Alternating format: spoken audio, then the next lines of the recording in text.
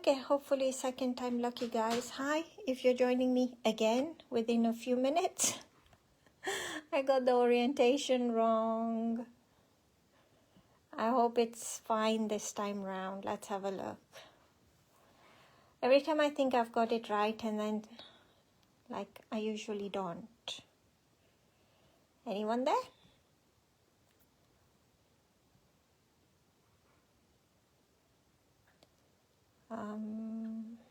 Is it the right way around? My thing takes a while for it to sort of catch up with me. Oh good, there is Helen, Carol, thank you. Sorry about that. I thought I got the orientation right, but then the orientation was completely wrong. And then I was like, oh dear, here we go again. You think by now I would know what I'm doing, but that's wishful thinking. Hi Bernie, hi Susan, hi Karen, hi Mandy. Yeah, I'm going to wait a few minutes and see who else is joining in. Hi Deborah. Oh good, all okay this time. Sorry about that. I really must try and figure out what I'm doing wrong when I sometimes log on and the orientation is wrong. I don't know. I'm sure there is some blurb somewhere out there to read up on. I read up on it actually, but well, I guess I have to read up each month to try and remember. Once in a while doesn't help. Memory span, oh, well, 5 minutes, I guess. Hi Lynn, hi Debbie, hi Sue, and everyone before that. Sorry. How's everyone doing? It's really funny today because, well, not today, since yesterday I've been looking up and it's like, it said sunny. It was going to be sunny. From midday, it was going to be sunny. No, I do not see any sun. The thing is, in the conservatory, if it's a sunny day, in the summer, the sun comes right from the top, right into my eyes kind of thing. So I thought, well, if it's sunny, that's going to be an issue, right? Because I'm not going to be able to see my work and the sun like really hits in the eyes. So here I was putting all these blinds and scarves and everything to cover up the window. And look, no sun. Isn't that just typical? So not only have I made it pretty dark in this room now, there's no sun to brighten the room up now. Even though I've got the lights on, no sun to brighten up the room, sorry. It's like, how does it happen? Oh, it's sunny in Redditch? Well, maybe it's coming this way then. Blue skies, oh, do you know what? Lake District is on my wish list, Janet. I so want to go to the Lake District once. That's my like one place to go see and spend, you know, a week just around all the lovely waters and hills and mountains I walk about. It's beautiful in Kent as well. So basically, everyone is just like saying it's like wonderful wherever they are. Oh, okay, Jackie, no sun. I feel better now. No sun your end either. I feel better now. Because I was going to say, so everywhere is nice and sunny except above Mom's house. Just no sun there. Hi, Lisa. First time, welcome. See, sunny in Bolton too. How does that even happen? And in case, well, not in case, I will put it onto YouTube. But those who are watching it on YouTube and is wondering why I'm talking to myself, well, I'm not exactly talking to myself. It's actually a Facebook Live. So I'm just reading the comments and answering. So, yeah, sorry, bear with. I think if you read the comments, it would make sense. Otherwise, it's just waffle and I probably come across as like lost the plot sort of thing. But then that's normal, as my kids would say. Sunny in Somerset, beautiful in Scotland. Oh, no sun in, do you say that, is it pronounced Thatcham, Lynn? I'm assuming it's pronounced Thatcham. No sun in Peterborough. I'm feeling so much better where there's no sun. I don't feel like sort of left out now. Hi everyone, welcome everyone. I've just put out a few gem cards on here, a bit crooked, but never mind. We're going to do gems today, and like I said earlier, basically any circle plate for the gems will do, any background plate will do, because it's much more a case of just having a play with, you know, colors. For the gems, I am using the Pergolina B pencils. Your polychromos will work. Any blendable pencils will work. You do need a white gel pen. I think Posca pen might be a bit too thick. I'm not sure. Well, I guess it depends on what size gems you're going to be coloring, basically. You need your blending solution, your dorso oil, your nibs. What else do we need? I'm obviously doing a tag. I know some of you do cards, which is absolutely fine. What else do we need? I am going to be coloring with felt pens as well. Felt pens. I'm trying to think. Glitter, obviously we need glitter, right? Well, I need glitter in life. So I'm going to be putting glitter brads. Sorry, not brads. What do you call it? Those sparkly little round things. Dum-de-dum-de-dum. Hole in the middle. Dum-de-dum-de-dum. What's the word? I love them. I've got an obsession with them. How can I forget the word for them? Sequins, that's it, sequins. We need, well, I don't know if I'll put sequins. I will see. I may not put sequins today. Oh, shock horror. I won't put sequins, but I might not. Thank you, Debbie, sequins. I might not. Because I think the gems are pretty bright and everything. I'll see, because the thing is that the tag, this tag here, basically, when I did it, I've got the background here, which is a really pretty background, but the sequence on this, let me actually lift it. The sequence on this are really tiny, and they match so well in the background I've colored that I put them on. Today I think I'm going to use a different background because, well, I feel like it, basically. So let's see. I'm going to move some of these. Let me go through them with you. So this is the one I'm going to work on, but I've got basically a different background. I was going to go with a smaller tag, the second smallest, but then I stuck with the same size. I'm going to still do the same size because I think it'll be easier to demonstrate the same size. I'll just use a sort of a bigger background so it's quicker to fill the background, and then we can focus on the gems. So I'm going to still do this one here. So let's go through some of the gems. So this gem here is a multicolored one, which is very pretty. Do you know, I've put my phone so far away I cannot see as to what I'm showing you, but never mind. Pergolina B pencils with dorso. B stands for blendable, Debbie, so the B pencils. Multicolored, we're not going to do a multicolored because it's easier to, well, we could do a multicolored, to be honest, but we're going to stick to just one of these regular ones. So this one is just a black and white. I mean, is there a black gemstone out there? I don't know what all the gemstones are called.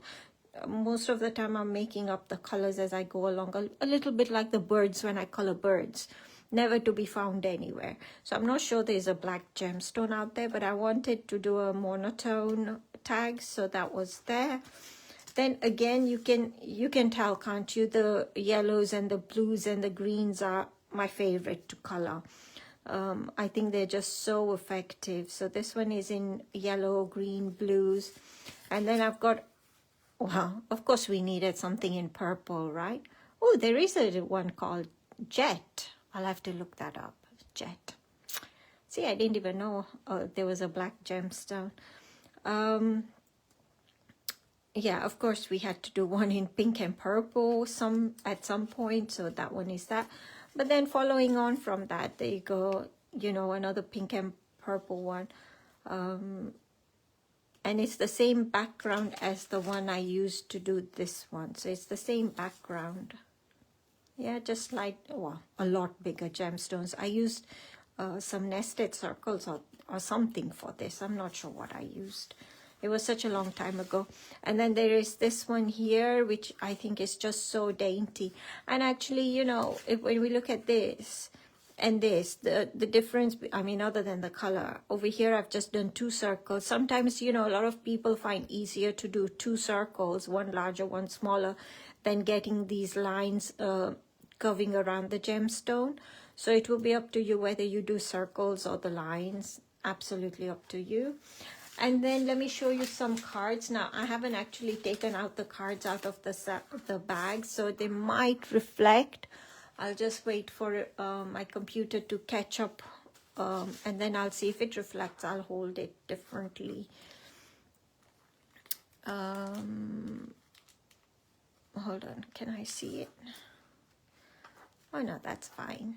Yeah, so these were from the some henna plate, I think it is, or is it the poinsettia plate? Christmas, it might be the Christmas plates. Sorry. So a few gems there, and then we've got this one. Oh, come back. This one here. This way around, doesn't matter. This way around. And then I've got this one here.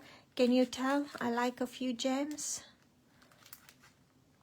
Anyone think it's a bit of an obsession for me? I mean, I think it's an obsession for me.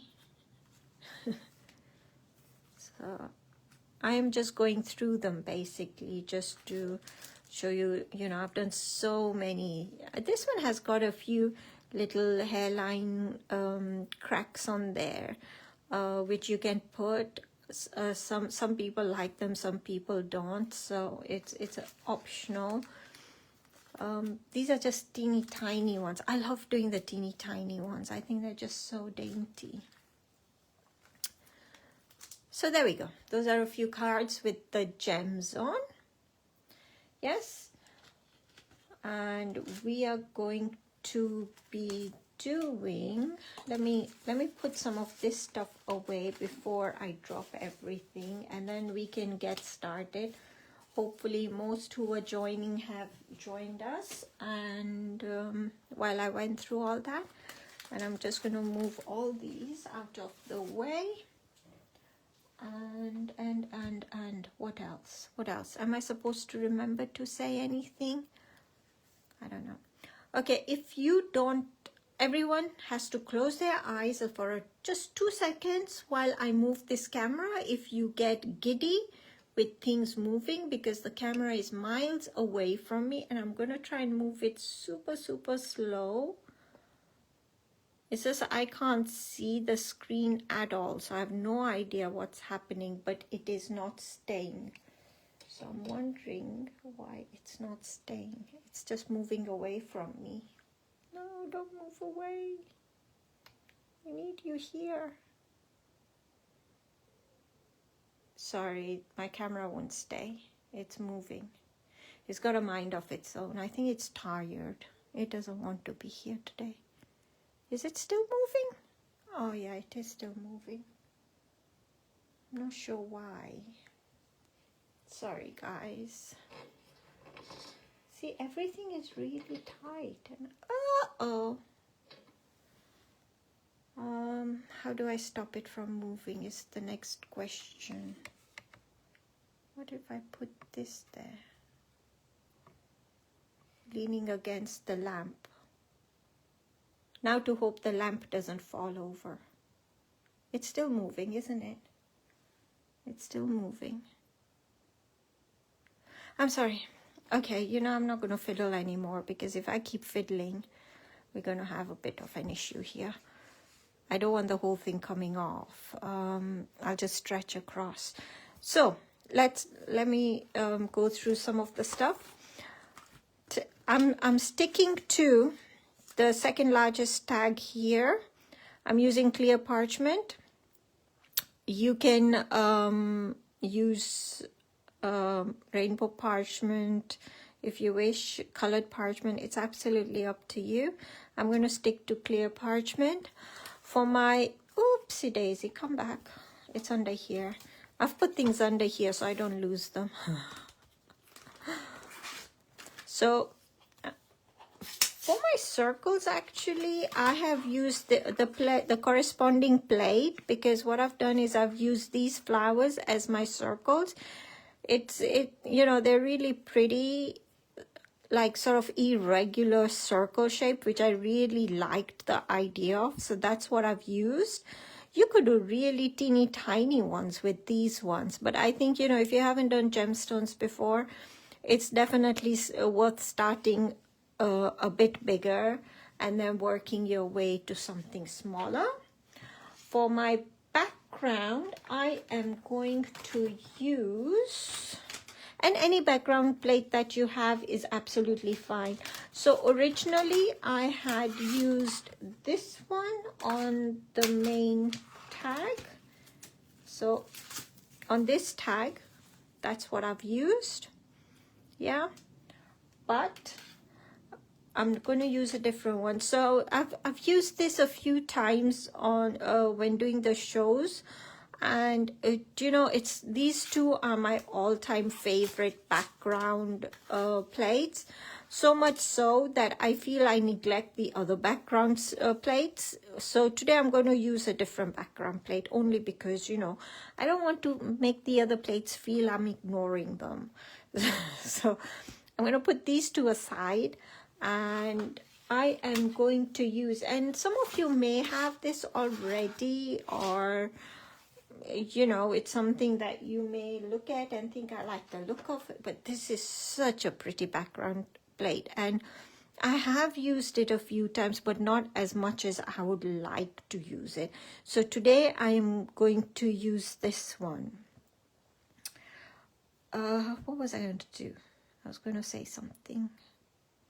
Dumpty dumpty dum. Dum. Never mind. Never mind. What I'm going to start with, if I remember what I was going to say, I will get back to you with it. But for the moment, since I have no clue what I was going to say, I'm going to go ahead and we're going to emboss this. Hold on, is it better if I turn this light off? Is that better? I don't know. Is it better? Is it not better? I can't tell. I mean, either way, do you know what? I don't even know why I'm saying that, because I'm going to use the light wave. I'm going to turn the light wave. So I don't even know why I'm saying if the light is better or not, because to be honest, this is so much better with the light wave. So I'm going to stick that down. Let me just make sure I'm on the right side, the die cut side. So I'm going to stick that down, and I don't know how many of you are joining me with crafting. If you're joining me, then that's great. If you're just watching, I look forward to when you do the tag or the card, or even just color gemstones. Have a little play on a scrap piece of paper and have a little play. There we go. Right. Tumble dryer sheet.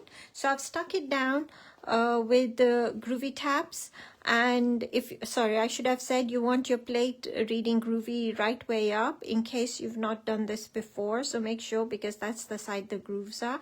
Get a bit of tumble dryer sheet and just rub the parchment. Try and not get it on the plate, because the wax from the plate leaves like waxy residue on the plates, and then the Groovi tabs pick all that up, so they don't last as long. So using the number 1 tool, I am going to emboss the double outline. So I'm going to start here. Have I gone off the page, off the screen? I don't know why it's traveling my phone. So I like to go a few times. Well, not a few, not that many times, a couple of times, or sometimes 3.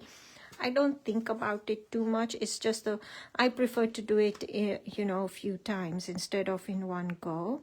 But I know some of you are fine going in one go. There we go.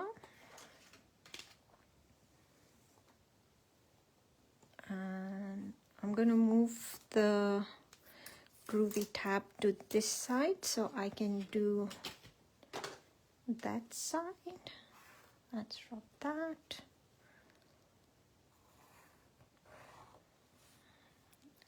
Am I going off the screen?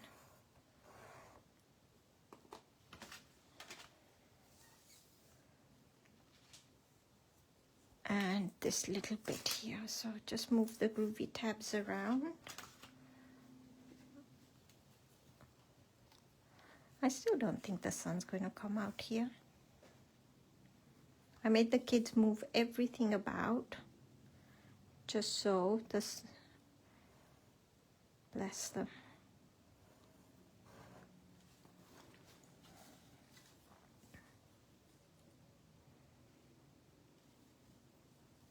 Sorry, I just moved the...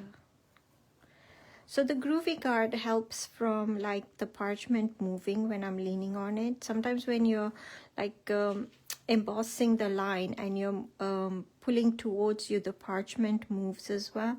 The Groovi guard will help stop that movement because it's holding the parchment down. But also if you've got lotions or clammy hands, you know, it just keeps it nice and something or another.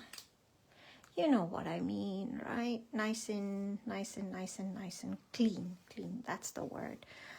So I had an idea, right? And you don't have to go with it, but well, I don't even know if I'm going to go with it. See, because I'm using this plate here, I'm thinking where it's these stems, leave out the leaf and do a circle and grow gemstones. What do you think? I don't know why, but I want to grow gemstones. It just seems like such a good idea.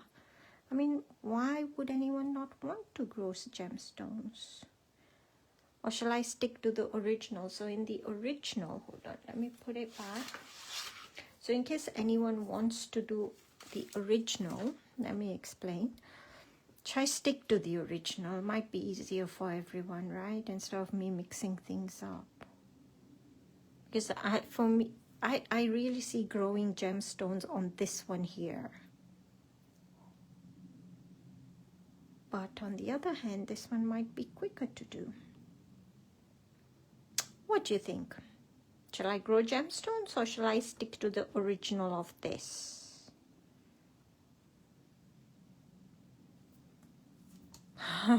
Can you tell I'm a bit confused now? I've confused myself.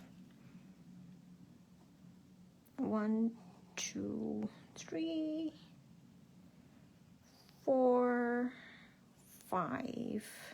I can grow 1, 2, 3, 4, 5. No, do you know what? No. Let's scrap the whole idea because I'm going to really stick to the original. Simply because, oh, grow gemstones. Okay. Now I've really confused everyone. I think if I start growing gemstones, what's going to happen is that a lot of you are not going to have plates that have growing gemstones, which I'm absolutely fine with. But before I do that, let me explain to you what you need to do if you want to stick to the original. Why don't we stick to the original and grow gemstones? Oh, I like that idea, Tina. You grow gemstones for your homework. I like that idea. Okay, I'm going to stick to the original. I'm going back and forth. I know. It's one of those days. I have got a throbbing headache. and I'm just so confused. It was so funny this morning. I was just like having a conversation with the kids, and one of the kids said to me basically, well, they were going to cook dinner, but now you know, something's come up and she has to go out this evening. And it was so rude. I so rudely said, like, I really care. That was so rude.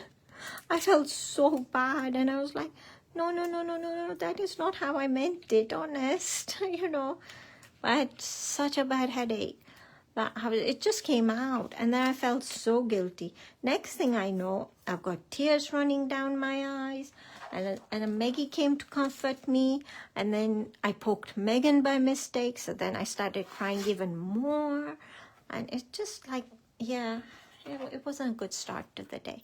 I'm just going to turn it over because I want to see where these are.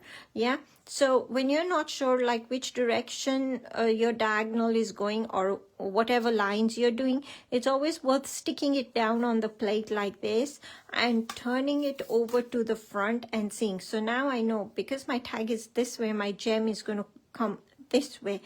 And for me personally, I want it to go this way. Don't ask me why. I have no idea why. I just know I want it to go this way as opposed to this way. So I'm going to take it off and I'm going to put it the other way so it's this way. Sometimes I get confused even now because we're working on the back. My brain doesn't always think it through as to, you know, if I'm on the back, which way, which direction it will go in, for example. So that's why. And you know, on this one, let me bring it back. On this one, it's a lot longer. I've got quite a few gemstones here, but on this one, I'm not going to do as many, so I'm going to have a shorter line. So first, what I'm going to, no, do you know what? No. I am so sorry, guys. I'm really not with it, am I? Okay, I know it's going this way, but you're going to do the flowers first. Yeah, and then we'll put the frame. We'll put the frame afterwards, depending on the space we need. Because if we put the frame first, we won't know the space we need. So I am so sorry, guys, seriously. So I'm going to have 1, 2, 3, 4, 5, 6. That's not a nice number, is it? Okay, I want 5. I don't want 6. So I'm going to move it about. So if you want, say, on this one, I have 7. On the original, I have 7. If you want 7, you just move your tag around so you can fit 7. Yes, you can have it straight along this way. And I think you'll get 4, isn't it? I don't think I can get 5. Even if I move it about, there is no way I'm going to get 5. And I like numbers in odds, so I'm going to put it along here somewhere so I get 5. But do you know what? Something tells me it wants to be 6. But I don't want 6. I want 5. So I'm going to find a good position. You know, move it around and see. I think that's perfect here. So I've got 1, 2, 3, 4, 5. That's a really good thing about, you know, the Groovi system. It just makes life so much easier when you want to look at things. You're not sure how things will fit, and, you know, you've got that opportunity to have a look and decide. Sorry.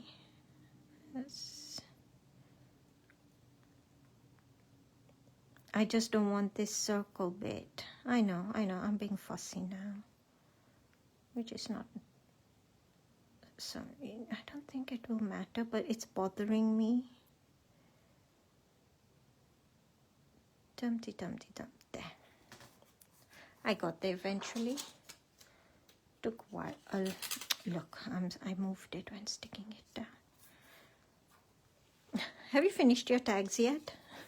While I'm doing this, have you all finished? Okay, let's put my glasses on so I can see. I should have stuck to the smaller tag size, shouldn't I? Because I'm just messing around now.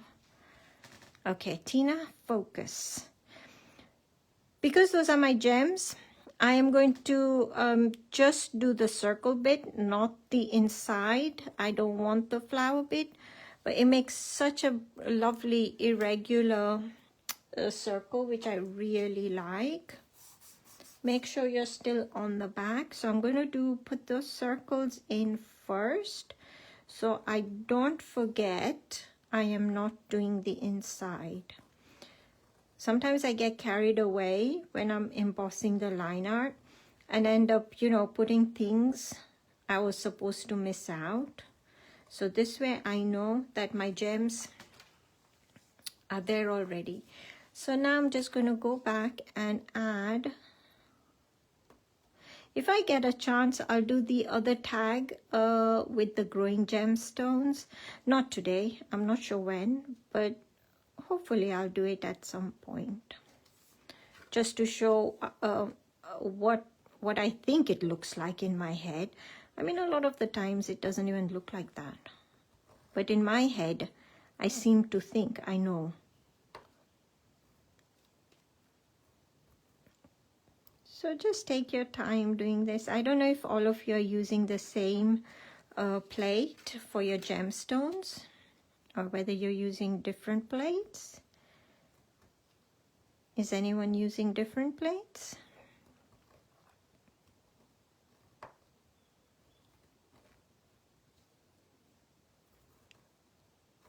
This is the prettiest sorry border. I really like this border on this plate. I use it so much. It just makes really effective quick card as well. So, you know, if you have a smaller card, whether it's square or rectangle, if you just do a border and that's it, with on either side a line and just a greeting, it looks so pretty and effective.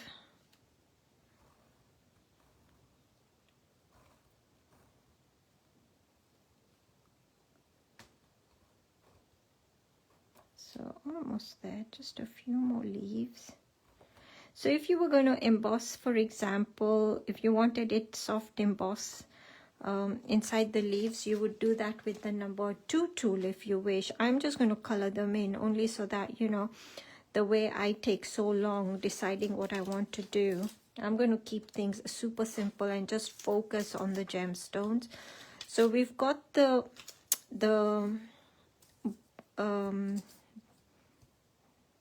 border there, and this is what I meant. It's easier to do the line afterwards as opposed to trying to put the frame. So what I'm doing is I'm just lining up so that there is, I'll show you, let me stick it down first, otherwise it's going to get all my sleeve is going to get in the way otherwise. Okay, let me show you. There you go. So I've left about even space this end and about even space that end, only because, you know, I think it's just to help me when I flip it and put another line there. I want about, you know, same distance on this side as I will from the lowest point there, only for that reason. But that is just basically me being fussy. So there we go, one line.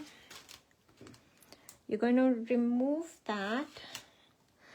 You can put a double, if you want a double line, you can put a double line. I didn't put a double line. I have just stuck to the single for this bit, but you can put a double. So about the same distance.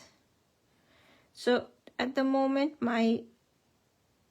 this is where, no, this one here, can you see that's very close to that line? So I'm just going to move it there. Or the other way to make sure, no, that might be better, won't it? You want to make sure you've got even spacing this side here, yeah? And it's sort of straightish along this line here, and then move it up or down, not straightish, parallel, that's it, parallel against that line. Again, with the Groovi system, it just makes it so much easier to see whether you're sort of parallel to, there we go, along here, see? So even though I'm not embossing this line here, the distance is the same, it's parallel, those two lines. So again, here I'm going to emboss this here.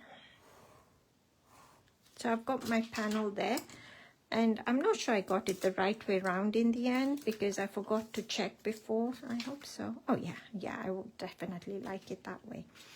Okay, going back to the border plate, I am still going to stick to the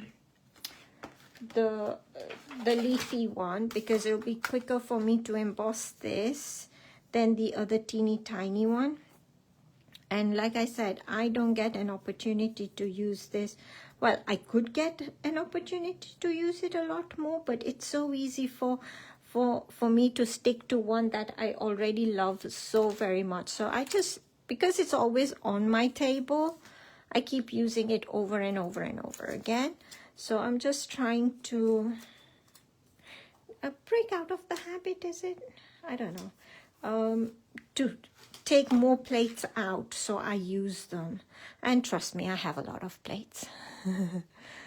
Oh, you're using the henna plate, Helen? I love that. The plate. I'm really looking forward to seeing that one. Again, I'm just using the number 1 tool to do this because it'll just make it that much quicker. And I spent so long in the beginning waffling. I'm hoping no one has to rush off too quickly. But then, you know, I will put it on this page as well as on YouTube.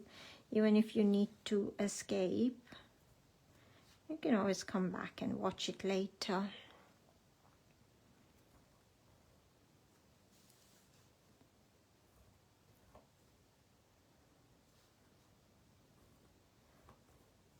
I just love that. To me, this is still magic when this happens. I don't want to know the science and all that behind it. Yeah, it's magic. Believe in the magic.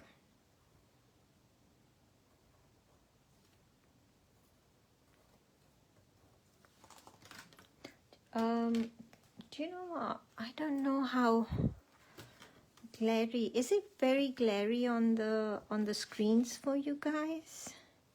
Because if it is, I can turn off the light box, the light wave, and use it on my Groovi mat. Because I just remembered that sometimes the light wave can appear very bright and am I allowed to say in the face? That doesn't sound very nice, does it? That sounded awful, in the face.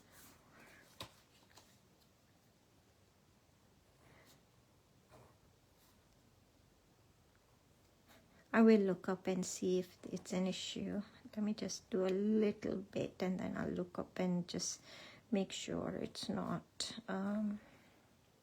I do, when I'm doing this, I do forget to look up and, you know, read comments and things. I get carried away, but then that's the whole idea. I just love this. It's just so much fun, yes, but I find it so relaxing. Just line art and coloring, friends to chit chat to. I still think the Facebook Lives need a voice button for you guys so you can actually talk to me while I'm doing this. I guess a bit like Zoom, right?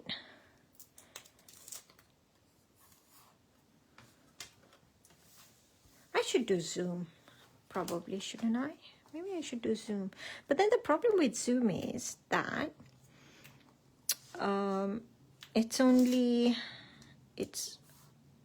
Well, it depends on oopsie daisy.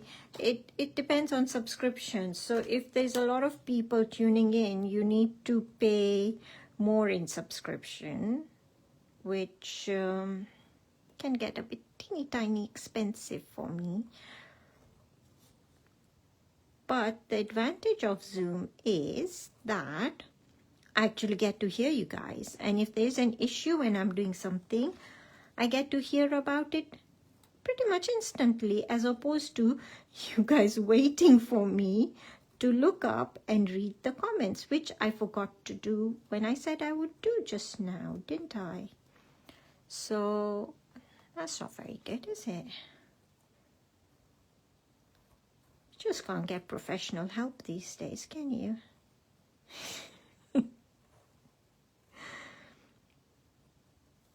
Honestly, I do try to be a bit more professional, but it just doesn't happen. I don't think I was born to be professional. I think I was born to just wing through life. Oh, that is pretty. Actually, you know what? These leaves look almost like these leaves in here, so I quite like that. Although now I'm thinking, is it a bit too leafy? Do we think it's leafy? Do I need to add something to it? Sorry, I just saw a missed bit. Where did I see the missed bit? I just saw a missed bit.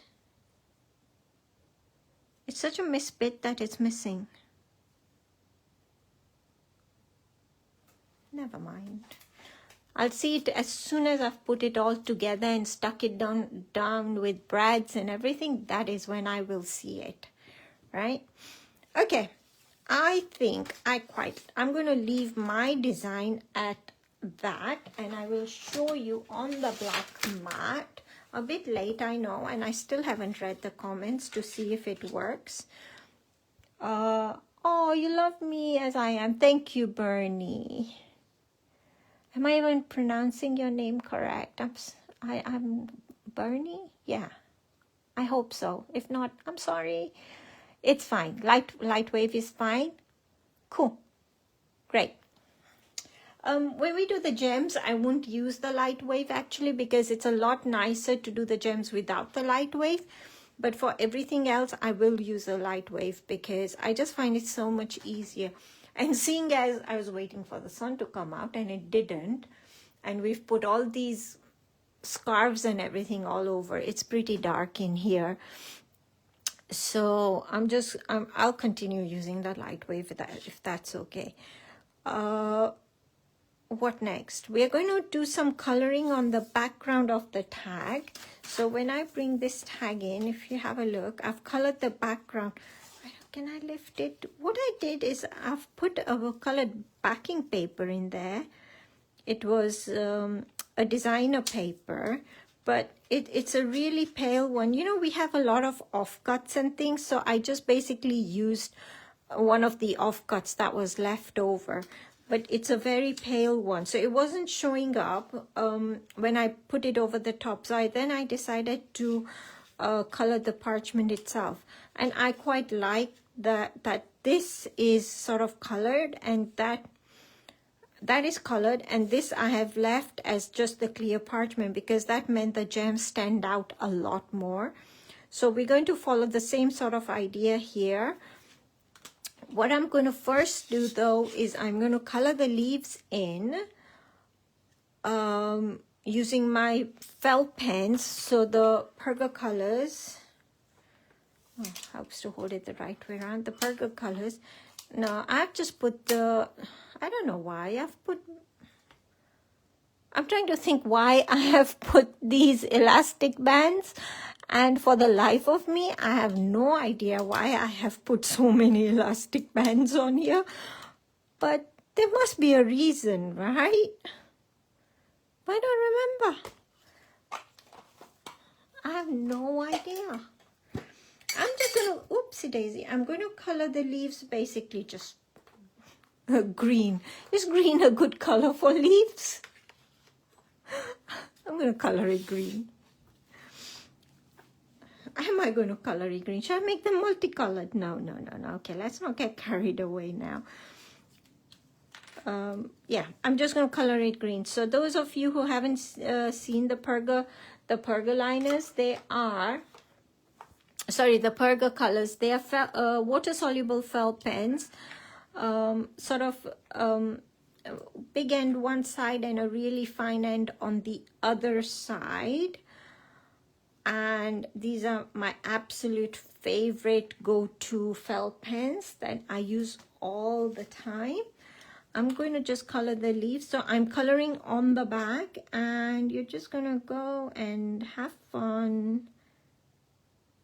Be a child at heart. And color whatever, well, whatever plates you, designs you have used.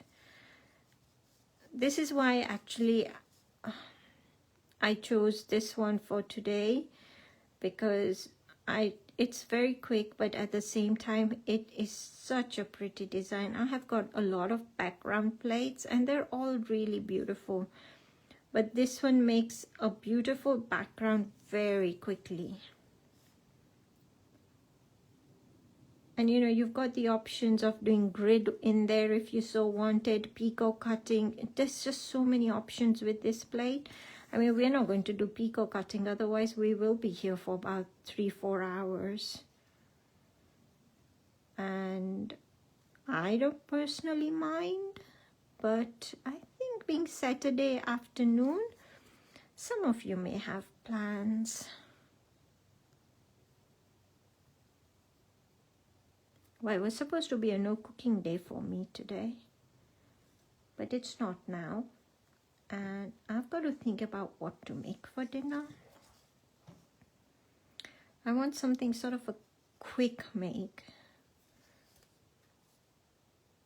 I think I just want to shut my eyes, go to bed, and pretend my head is not going boom, boom, boom, boom, boom, boom, boom, boom.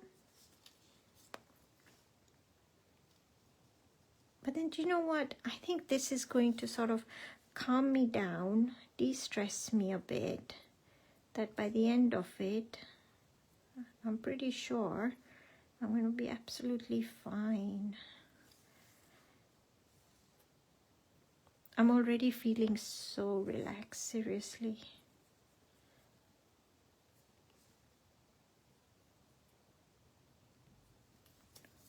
I might do those leaves in a different green, only because I can. Yeah, we will be here for a lot longer than I had planned.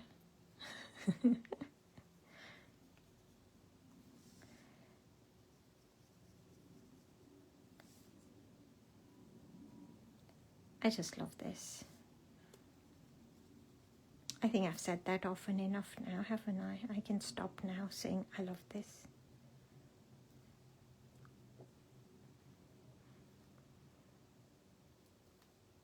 There we go. Let us, oh, hold on. Now let me have a think. Yeah. Or better still, don't let me think, because when I think, it can lead to a bit of trouble. I'm not sure that green will show. Let's try this, the darker green. Sorry, the green I used earlier, for anyone who's like who follows colors, is 16. A bit late now. I am so sorry, but it was 16. Now I'm going to use number 30. It's sort of the dark bluey green. And I'm going to do the leaves in this green.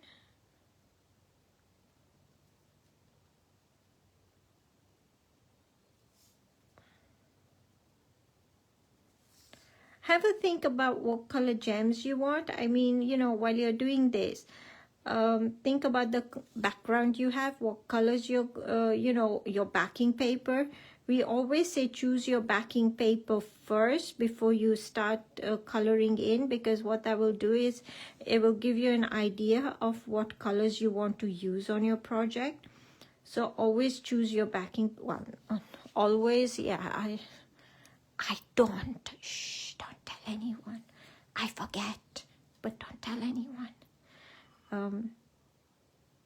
but it honestly, it makes life so much easier when you're coloring. Yeah, when you're coloring, if you have your backing paper sorted, because your backing paper will have, especially if you're using like the designer parchment companion papers, the colors are already on that.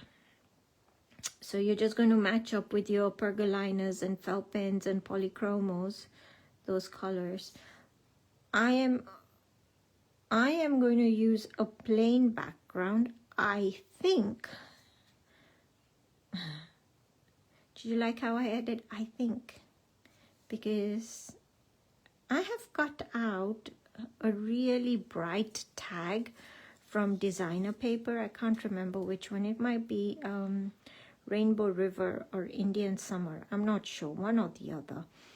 And it's super bright. So I think once I've done the gemstones, I'll have a better idea as to which backing I'm going to put it on, the clear one or the designer paper.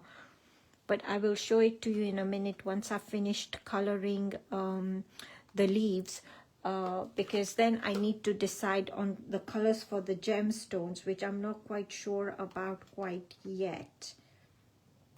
So before I get round to doing the gemstones and using the pergoliner B pencils, I need to decide on what colors to use. Okay, I'm not thinking and explaining too well, am I? Let's just finish doing the coloring of this. Oh, sorry, brown. This is 19.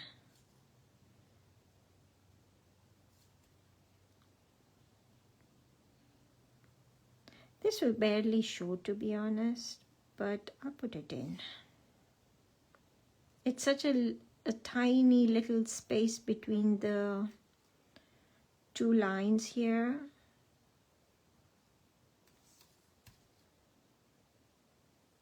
And so I don't think it's going to show much, but it's okay. Even a little bit, rather than it looking plain and empty.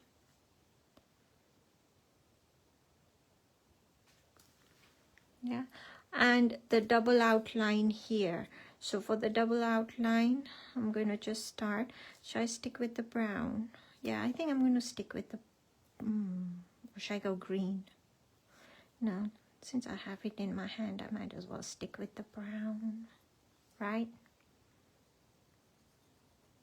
And my brown is not working. Oh, my brown. That's so sad. It's out of color. Let's see if the big end works.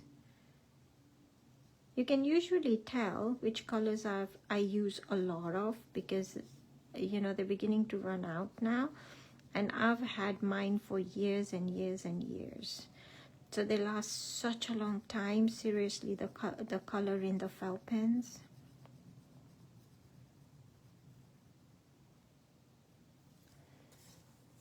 At least the big end works. It would have been really weird if I had to stop halfway. Well, not even halfway, just started and the color ran out. Because I don't think I have another matching color in other felt pens.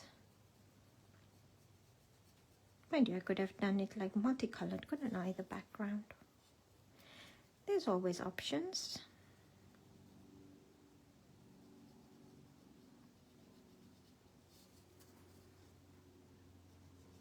This bit always takes the longest to do the frame for me. I don't know why. It's just going round, or maybe it's because you have to hold the parchment right on the edge.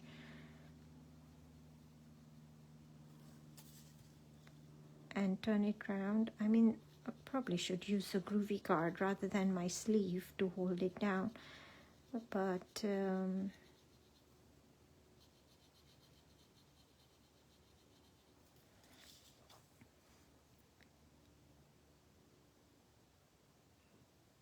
just take your time, enjoy the process. Look at the pretty colors, wait for the sun to come out. You know what? I don't think it's going to come out. Not here anyway.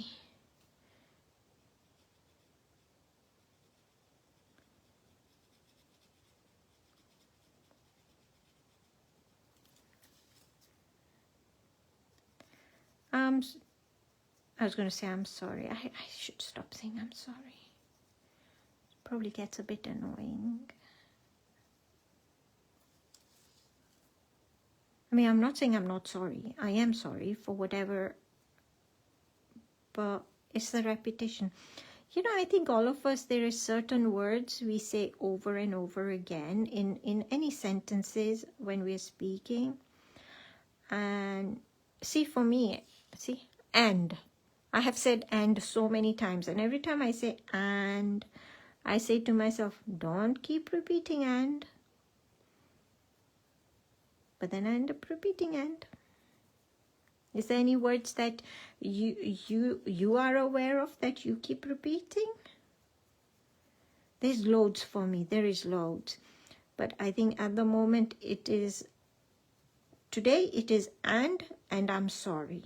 I think my day started off with I am sorry after saying to one of the kids, I don't really care. I still can't believe I said that.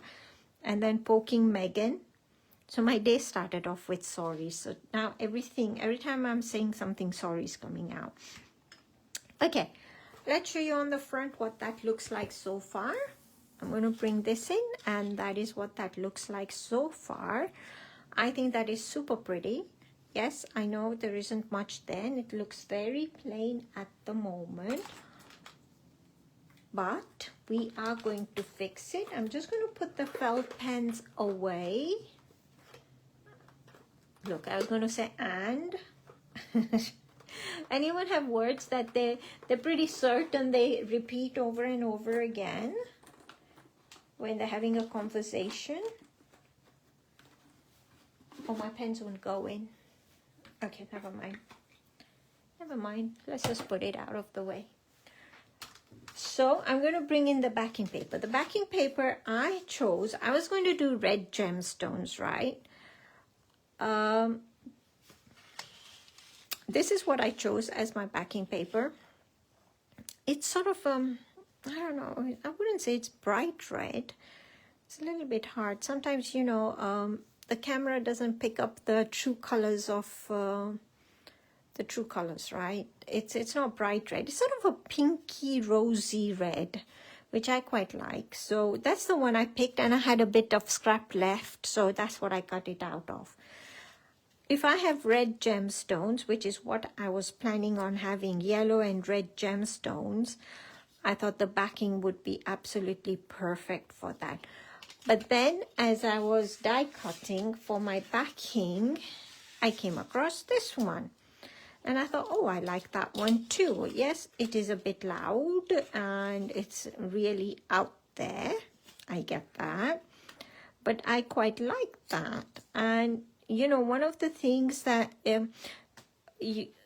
with the gemstones, for example, on this gemstone here, it's just clear, well, not clear gemstones, but there's no cracks. Now, the really nice thing about designer papers is, say if you wanted to have cracks on your gemstones, you don't need to put them in. The designer paper will do it for you because there's a pattern on the background. There's all this, you know, watermarks and ink marks. I think when Barbara designed them, she had used alcohol inks. So, you know, where they mix and mingle with the other colors, it's left these, what are they called? Watermarks? Well, alcohol ink marks. So it's left that. So if you wanted to have cracks, for example, this is perfect because you're going to have those natural cracks without having to physically put them in. Okay? Because I know I wanted to do red gemstones, I picked a backing here, the designer paper, which has red and yellow and green, because I have green here. It's just, I just picked it because it had all the colors I was planning on using for my for my gemstones. So at this point, I know for sure I want a gemstone which is red. That makes life easier. So I just went ahead and cut one plain red and one from designer paper. Once I've colored the gemstones, I'll have a better idea as to which one I want to put it on. Okay, so I'm just playing it safe basically because I don't know what I want to do other than red. That's the only thing I know is red. Okay, so I'm going to go with, well, red and yellow because I'll make a nice orange in between, which I think I like orange. So I'm going to do it red and yellow. So, but before we do the gemstones, I want to color this a little bit just to give it something. And that way the gemstones in the middle will pop more when there's a distinction where this is plain and those two sides are colored. Yeah. Okay. So using your Pergolina B pencils, I am using, if you're doing red along with me, I'm using the 8 and number 11 for my background. So for the moment, all I'm going to do is I'm just going to color on the back here.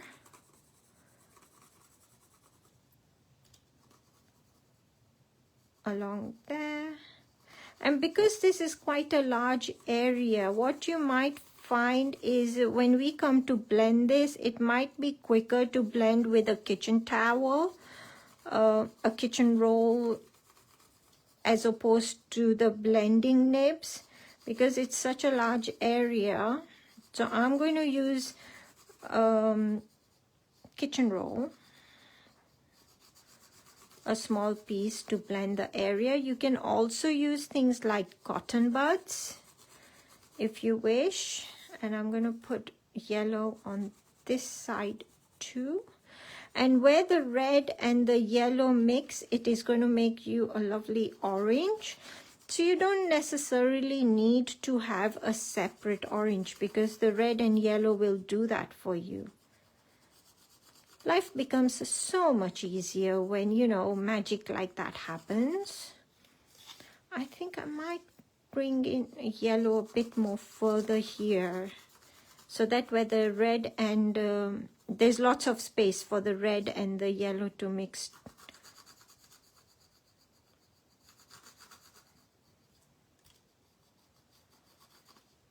The more color you put down, the more vibrant it will be once we blend it. And if you haven't used Pergolina B pencils, when you turn it round at this point, basically it looks meh. Sorry, that's the only way I could explain it is meh. But you know what I mean? I hope you know what I mean. And red on this end might be a bit too red. I'll probably end up making the whole thing orange where the yellow is. That's okay. It will all be fine. And then this end. So take your time going around this. I mean, it doesn't matter if you go on the brown because, you know, you want to try and avoid going on this. But if you're just starting off, for example, I have to say that Pergolinas are probably a very simple medium, well, the Pergolina B pencils to get started with, because you can actually take the color off so easily, either with Dorso oil, or if you've got small areas, you can take it off with an eraser pencil. Now, you can see I have gone over my leaves. Personally, I don't mind because it will just give me different shades of leaves. You could go around the leaves if you wish. I know, a bit late saying it, but hey ho. So yeah, I could have gone around the leaves. I don't mind. It's going to give it various shades happening. Or the other option is, you know, after you've blended, in case I forget to say it. The chances are I'm going to forget to say it. So once we've blended that color, you can take an eraser pencil and you would erase the color. Yeah, and that would just come off. But I'm not going to do it now. That would be quicker than going around all those little areas. Yeah, it's quicker to blend the whole thing than take the color off, because it's very small areas, so that's why it would be quicker. Okay, you want some dorsal oil on a spot-on sponge and some kitchen towel or something. What was I going to say? Kitchen towel. I mentioned it just now. What was it? What did I mention? Dumpty dumpty dum. Oh, sorry. Yes, I'm coloring on the back. All the coloring is on the back for the moment. When we do the gems, Lisa, we will do it on the front and the back. Yeah? I'm so sorry. I should have mentioned that earlier, shouldn't I? Okay, I'm going to use kitchen towel or, oh yeah, cotton bud, if you wish, cotton bud. So I folded it. I'm going to fold it, and I am going to fold it to bring it to a point, and I'm going to fold it again to bring it to a point. I should probably use the bigger one because this is not going to be, it's fine. We're fine. So what I've done is I've just put some, what's it called? Dorsal oil on a bit of sponge, and I am going to just touch my kitchen towel on there, and little round circular, and I'm going to blend that. But you can see that it's a lot quicker with the kitchen towel because it's such a large area. If you're worried about going into this line, you've got options. You can mask it off if you wish, but we can take the color off with an eraser pencil. So I'm not too worried about it.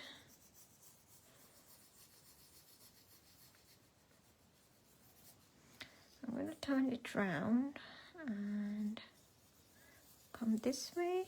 Little round circular movement. I might need a bit more oil, I'm not sure, but you need very little oil for the color to move.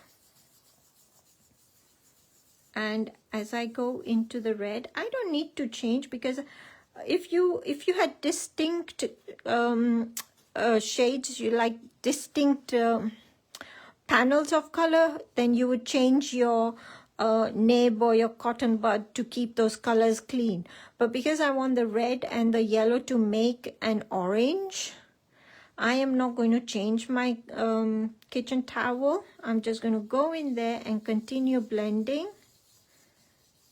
Bring some of that red a bit lower, and you can see the color beginning to change. I need a bit more oil because it's not moving as much now. And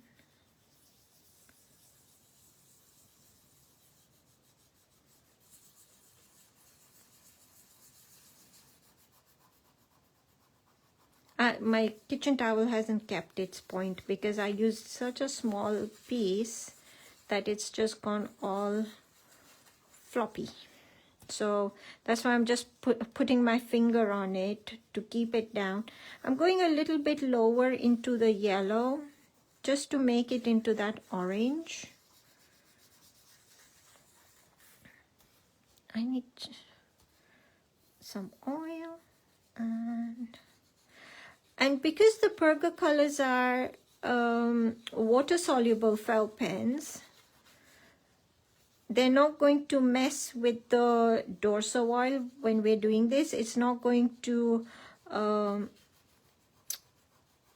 what's it called?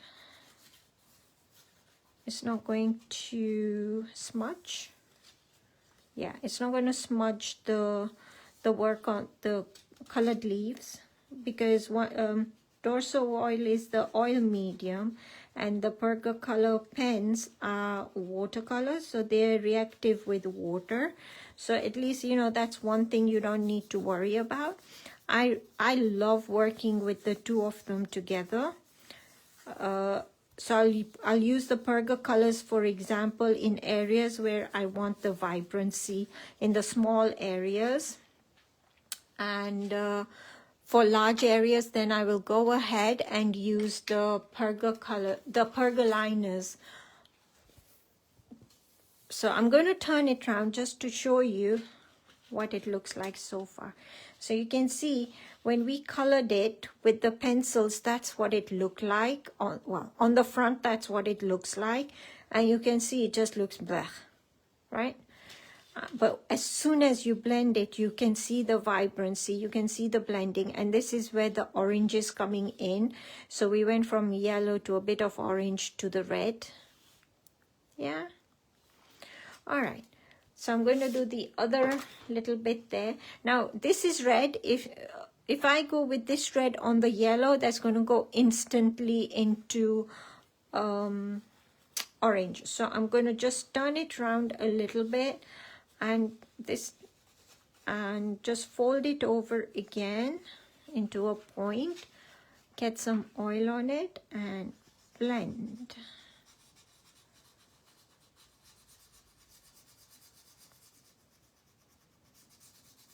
Didn't get much oil there.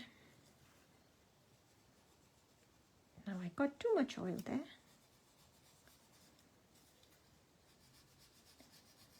So I'm just doing this side, and then I'll turn, once I've been along the edge, I will turn it around to go on the other side, because there you go. Now I can turn it around and I can just go for it really. So little round circular, oopsie daisy, let's get you in there a little bit. So if you get too much oil, for example, what it's going to do is it's going to take the color off, like, you know, you're not going to get the colors. It's going to just, if you get too much oil, it's just going to take the color off. So what you can do is add some more pencil. Just color it in with pencil again and blend. You don't need to add any extra oil on your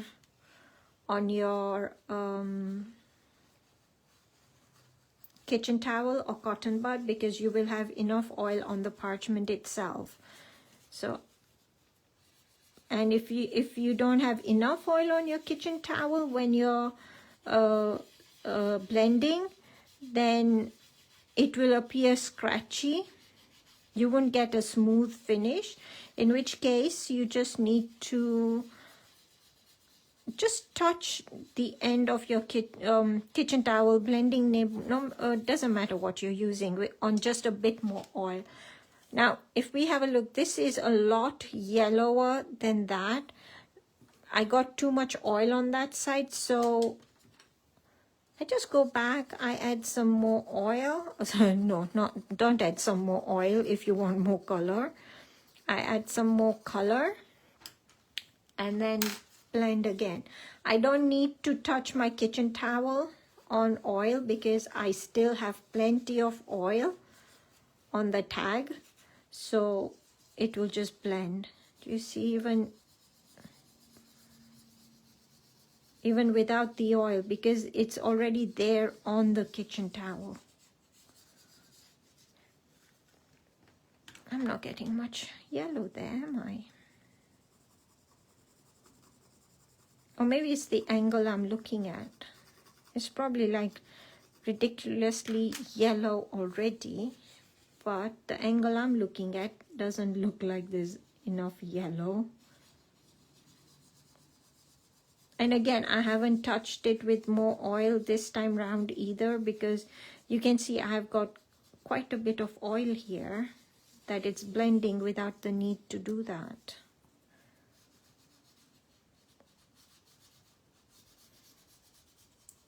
Yeah, that's pretty good. That's pretty good. So if I turn that round, there we go. There's my tag. Well, no, that's not my finished tag, but there's both sides.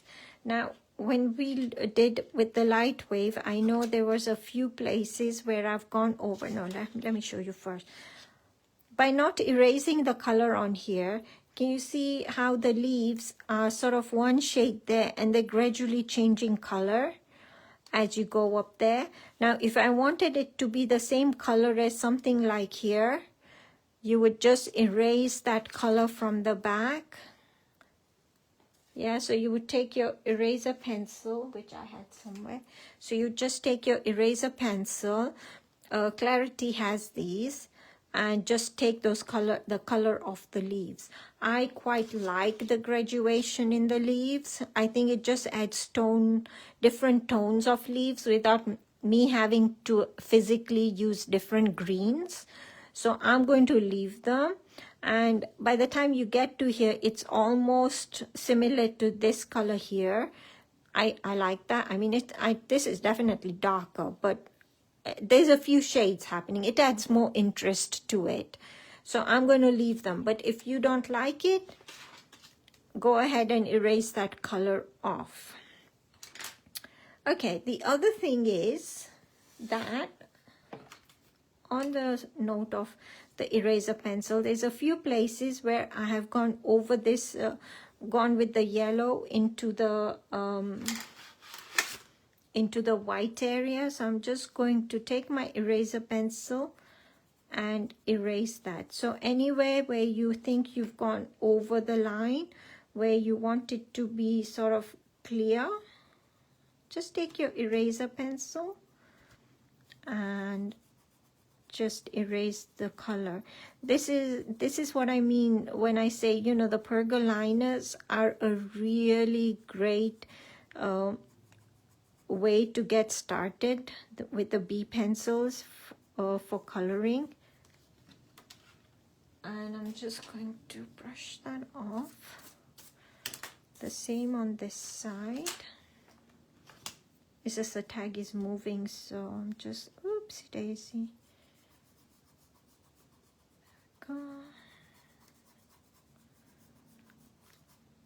I mean, I could have masked it at the beginning because it's a straight line, which would have saved it going on the inside, but I was being lazy. And to be honest, it's so easy to take the color off, so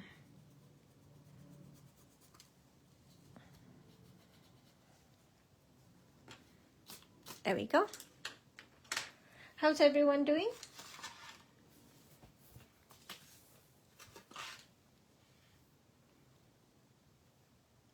Everyone doing okay?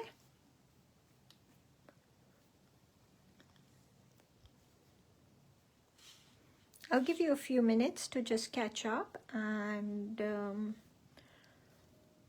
just let me know if you're all doing okay.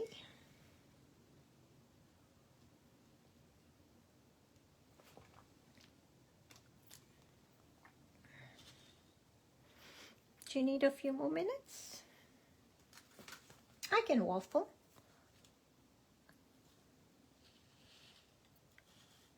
So there we go. Two different, like they're similar, but they're not, just because the background is different and the number of gemstones, for example, is different. You know, that's got 7, that's 6. There's similarities, and the colors will be different. So yeah, it's pretty, but I'm quite tempted to try the one where I'm growing gemstones. I'll definitely give it a go at some point. And coloring gemstones does become, well, for me it has become an addiction.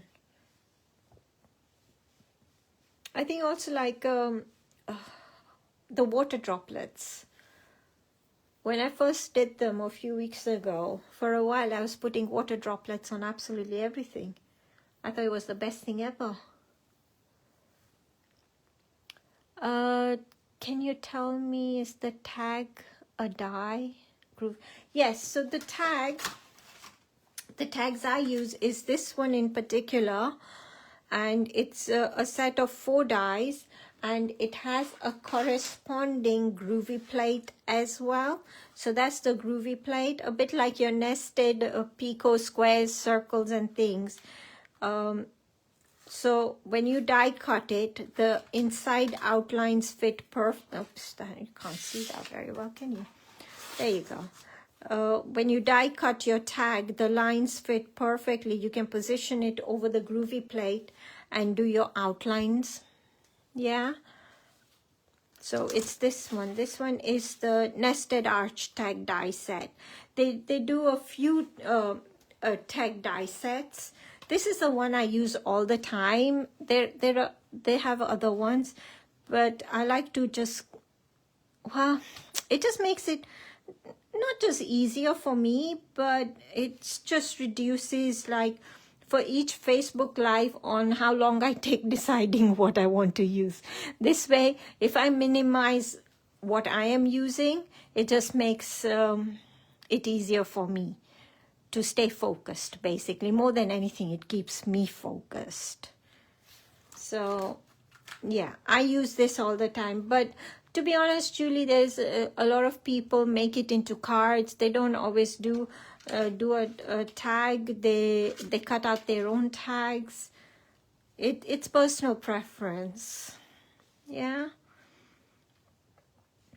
Okay. Not that I'm trying to put you off buying tags. Please go ahead and buy tags. I think they're fantastic. I love tags. Okay.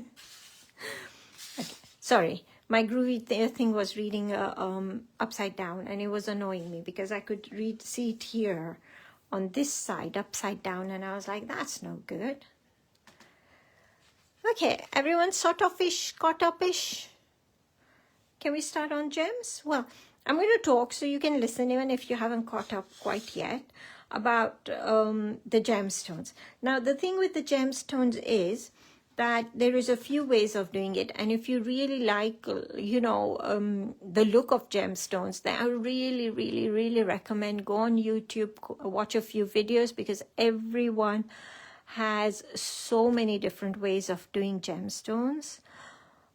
I'll show you the way I do it, and you know, over time I have changed how I do gems in a lot of different ways, to be honest. When I first started doing gemstones, I was not using dorso oil. I was using these, and I'm not sure if you've seen them. It's a blender and a burnisher pencils. They're pencils, blender and burnishers.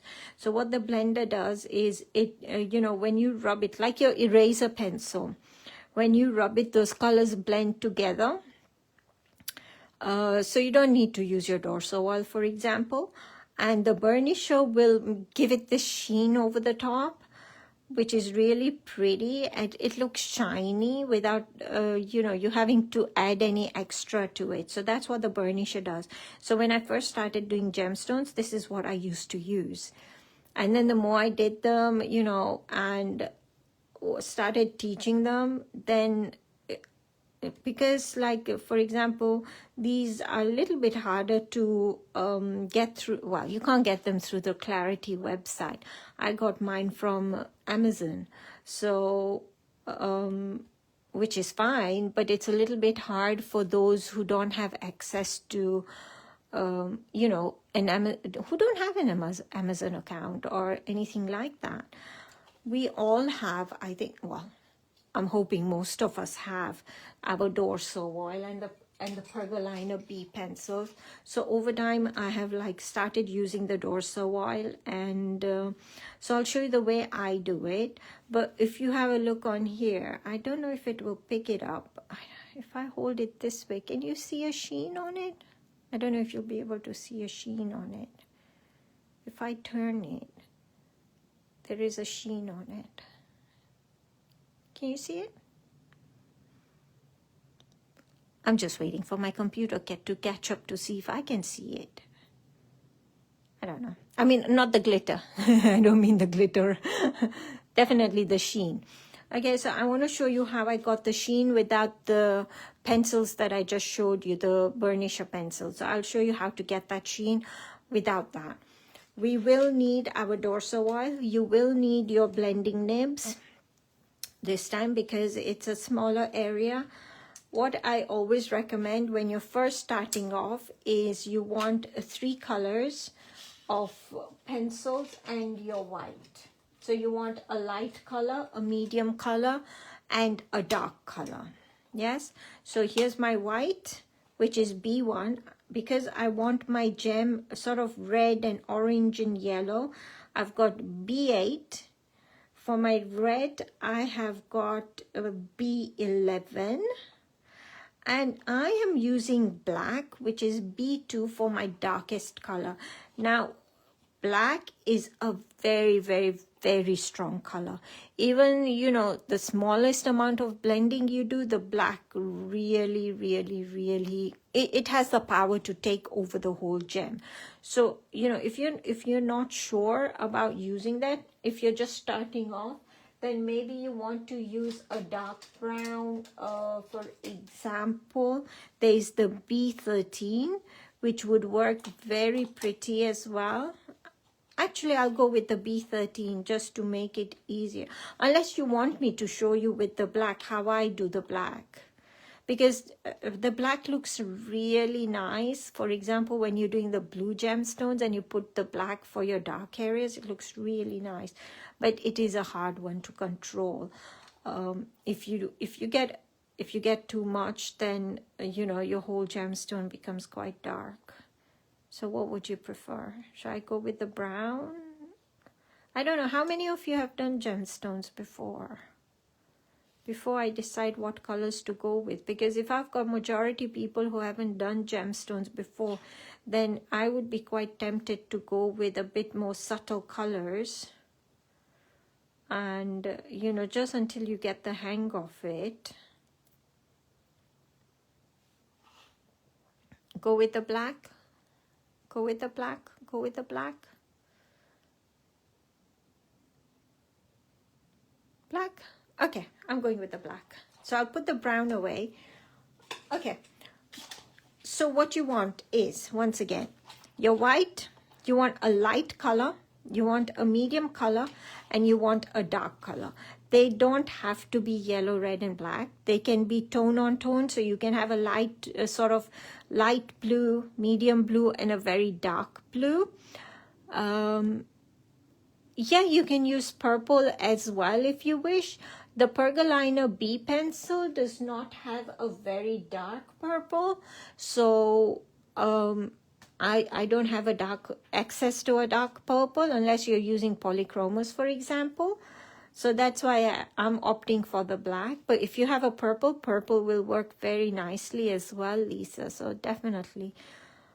Sorry, you can use all the same tones. So for example, light blue, medium blue, dark blue.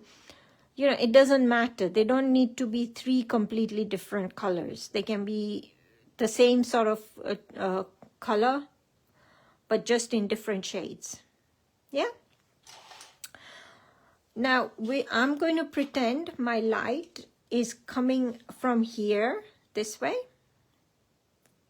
Yeah, so I'm going to start with putting the white color down first. Let me move these pencils out of the way. Now, when we do the gemstones, we are going to do them on the front first, then we're going to flip our parchment over and we're going to put them on the back. The advantage of doing gemstones on parchment paper is that we have the luxury of putting more color on the back to add depth to the gemstones. When we're using cardstock, you have to literally do it on the front, right? Because you're not going to be able to see through the back. So, you know, you just put more color if you're doing it on cardstock, for example. But with the parchment, we can go back and forth, and add as much color as we want, basically. So I'm pretending my light is coming this way. And I'm going to turn it over. What you're going to start off with is putting a little bit of white. Let me, hold on. Bear with me. Let me grab. I have got what did I do with it now? I have got a sheet with the gemstones somewhere, which I have lost. I did put it up. Here we go. Sorry, here we go. Right. So we're going to start at the top. I mean, like I said, I have changed it a little bit, so don't read the blurb here. But your main elements is here. You're not going to press with your colors, for example. You're going to go very softly. So you're first going to color in a little jelly bean.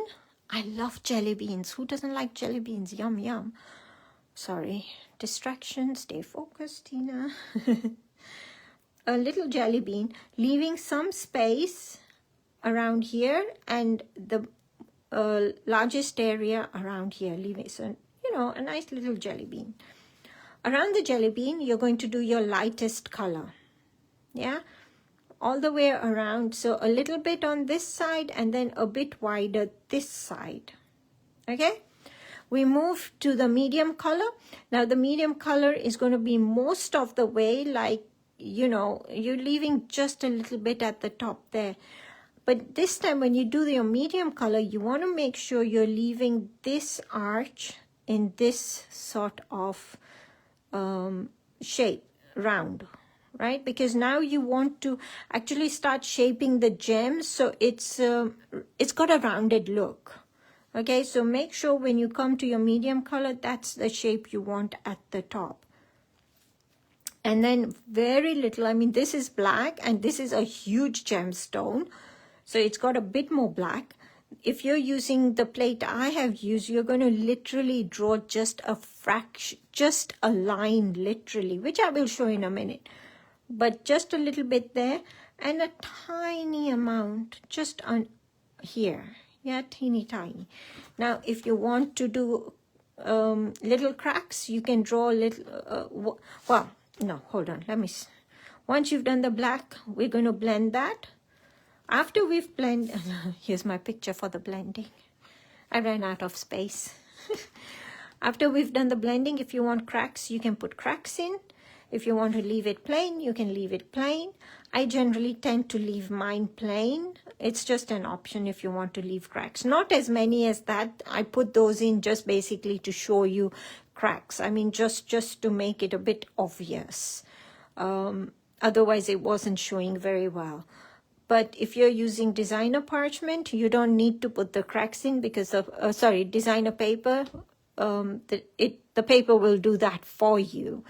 So you don't need to put those in. But like I said, more often than not, I leave it plain like that. And then the last bit will be the highlights with the gel pen. Okay, ready? Let's go. So first, jelly bean. So let's start with this one. So I'm going to leave a little bit of a gap underneath. And here's my jelly bean. Yeah. So I'm going to put this jelly bean on all of them because it makes it easier to do all of them at the same time if you've got a few like mine. If you've got just the one, that's okay. Yeah, so jelly bean. They don't need to be regular jelly bean on each and every single one. They can be different sizes, different slight shapes. That's fine. You're going to go in there and color those in very gently. You don't need to press very hard because when we blend this, it will become a lot more vibrant. So don't worry about pressing it. And with the white, we are going to come back to it quite a number of times because the white gets dirty the quickest. Not dirty, but it picks up the other colors the quickest. So we'll need to keep coming back to it to add, to get the white back, the reflection. Okay, so there we go. There's our jelly beans. I seriously need to go closer. Oh, Helen, are you still here, Helen? The ice cream. Finally found some. Well, to be honest, my sister finally found some for me. And they're good. New obsession, yes. So thank you for that suggestion. So lightest color around. Yeah, so mine is yellow. Yours could be a lighter blue, green. I don't know.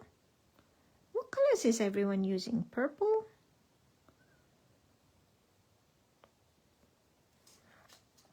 So again, I'm going to do all of them at the same time. If you prefer, you can practice just one at a time. It just makes it quicker to do them all at the same time.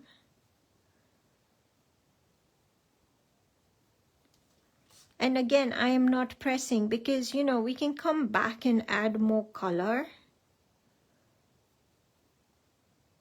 I mean, we're not in a rush to complete any of our projects at any point. We do this for fun. So we come back and we can always add more.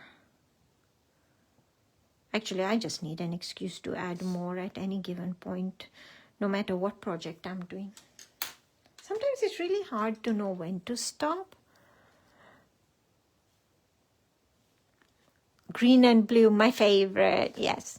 Yes, thank you, Helen. Yeah, my sister found it. It took a while to find that Ferrero Rocher ice cream, but she did finally. I'm going to turn it around because if you remember, I mentioned when we get to the medium color, we want to start shaping our gemstone at the top. So what I'm going to start with is I'm going to, just to make my life easier, I'm going to draw my arch already in, so I don't forget to, and it's almost to the top because I am using black. Like I said, for me, black is going to be the minuscule amount. So seriously, minuscule amount. I have left a really tiny space up there. If you're using a different shade, you could get away with, you know, leaving a bigger space.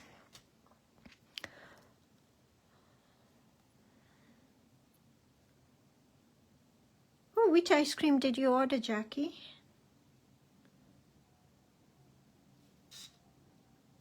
I keep saying I'm going to stop eating so much sugar. You know, half the time my headaches are explained by the amount of sugar I eat. But I somehow just cannot seem to cut out the sugar.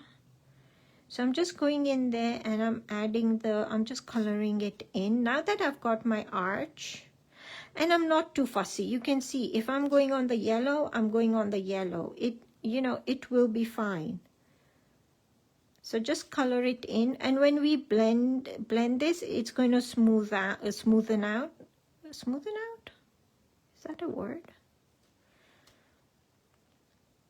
Yeah, so I know for sure I've got that arch over there. So I'm just going to follow this around now, around the yellow, just outside the yellow.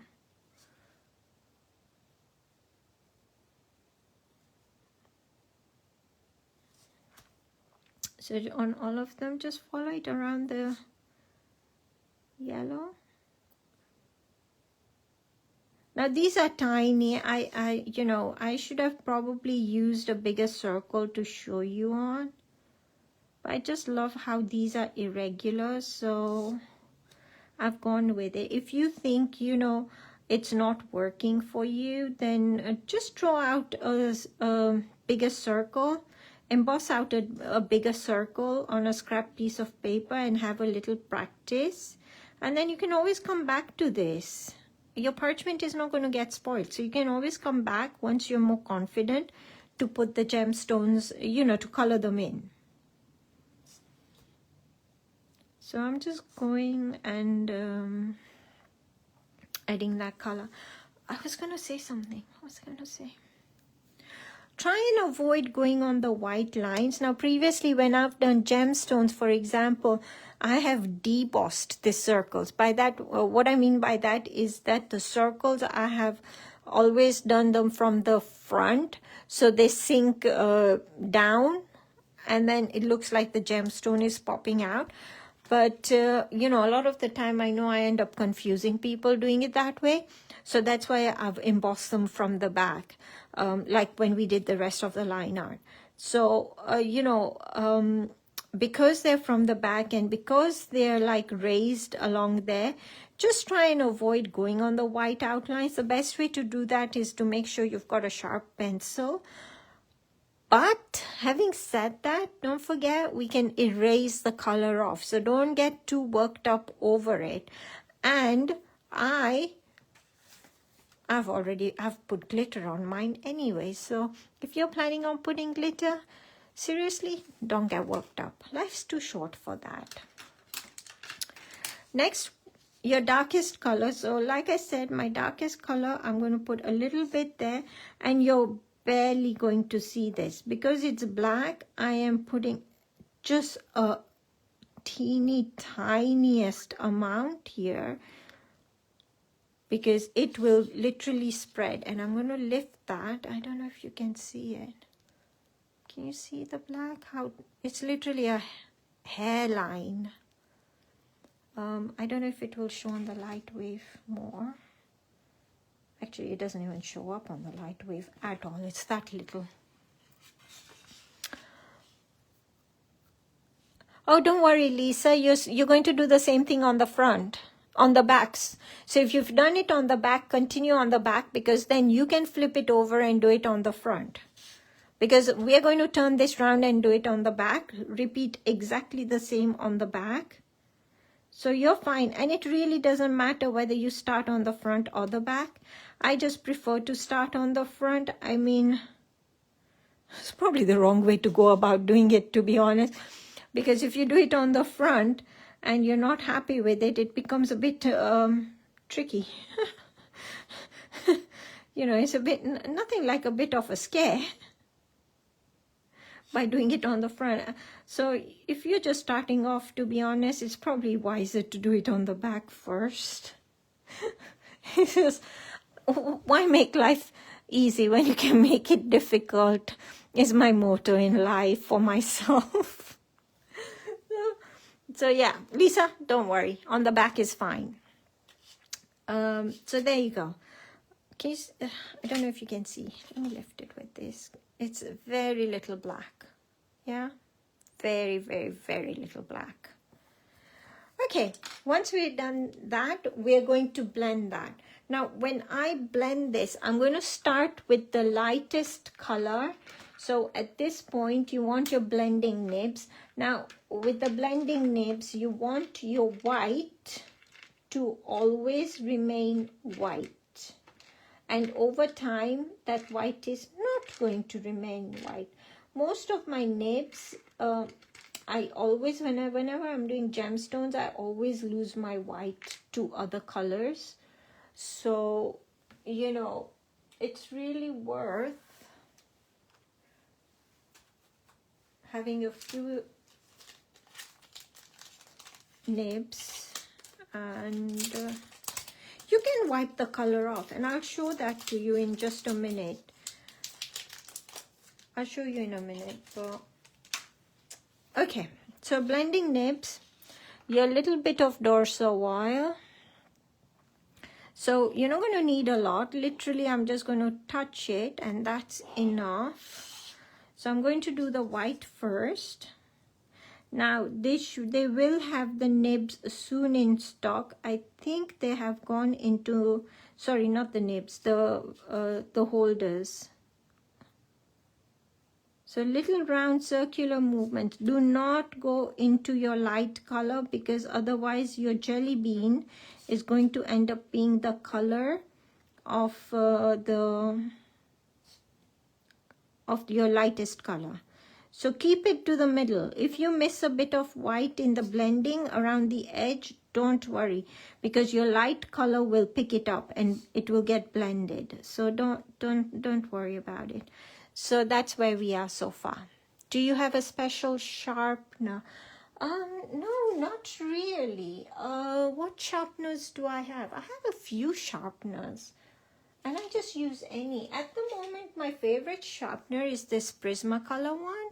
And that's not what it looks like, but that's the other end. It comes in this shape. Yeah, so there's the lid. All the sharpenings fall on the other side, which you can that pulls off as well. So at the moment this is the one I'm using, but there is another one, and I don't know if some of you may have it. It's the one Linda uses, and that is a fantastic sharpener. My problem is I have absolutely no idea where I've put it, but the one Linda uses is absolutely fantastic. And I know that a lot of you, when she mentioned it, have bought it. So if anyone has the name for that particular one, please, if you can just let us know. But yeah, I use this Prismacolor one. It works for me, so that's the one. So here's my white nib. I'm going to put that aside because I'm going to need it. Now I'm going to go to the lighter color, which is the Lelo. So I'm going to just, you can see my nibs eventually all end up being in like this, because I just, yeah, they end up, and it's fine, you know. So again, you're just going to touch it on there, and you're going to go on the yellow, and you're going to blend that yellow. And if you go into the red, that is fine as well, because what will happen is it will give you your orange. At the moment, I am not trying to blend it. I just want to get the colors blended individually before I come back and blend all of those in.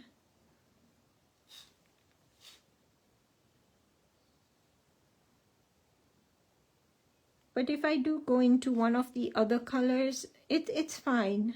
I mean, even if you go into a little bit of the white, it is fine, because we're going to come back and put it in. But in my case, you know, if I am intentional from the start that I don't want to go into the white, it just keeps, I keep it in mind to basically try and not get into it.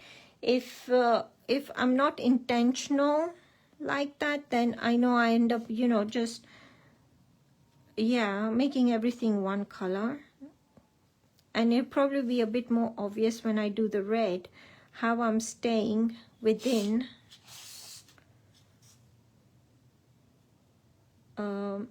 just within those colors at the moment. Am I making sense? I mean, is this making sense? Because if it's not, then, you know, do let me know, and then I can try and explain it in another way.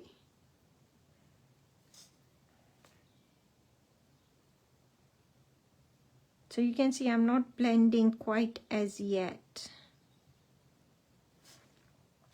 The thing is that when you do it this way, you're going to have enough oil for when we come to blending, without having to add extra oil to your work and everything just becoming too mixed up in colors, especially if you've used various different colors. This way I'm not going to need to add any extra oil for when I come to blend it. And then finally the black.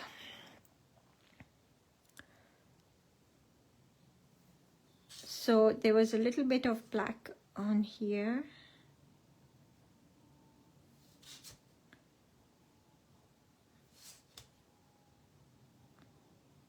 Black is the one I am most frightened of using. I mean, I'm not trying to scare anyone off, but it does spread. It does spread.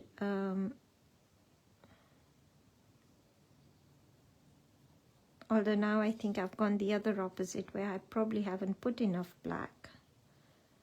But the nice thing is I can always come back and add it, rather than having to take, rather than it turning my red into, like, for example, a very dark maroon sort of color, which is not what I want.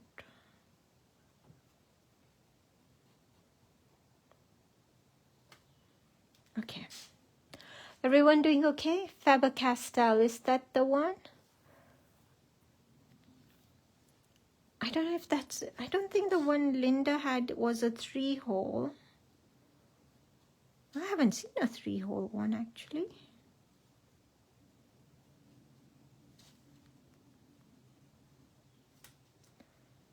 Okay, ready to blend this? So you can see you've got the white, you've got the yellow, you've got the red, and you've got the black.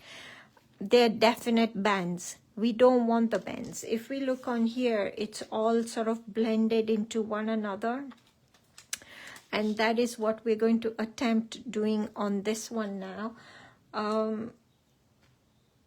So what you're going to do is you're going to start with your lightest color. And like I said, I probably have enough oil on here without having to add more oil. So I'm going to go between the yellow and the red, and I'm going to blend those together. Now, having said, I think I probably have enough oil. You can see it's not shifting. So I'm going to touch just a tiny amount, and where the two meet, I'm going to blend them together.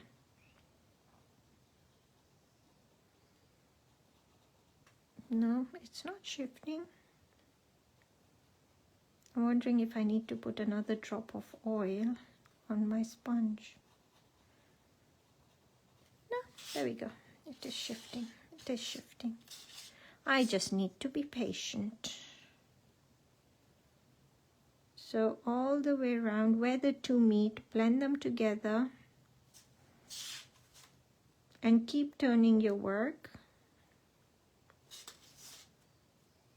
I haven't done the white. I'll blend that last. I haven't blended between the white and the yellow. So when we look at this, for example, shall I bring it closer actually?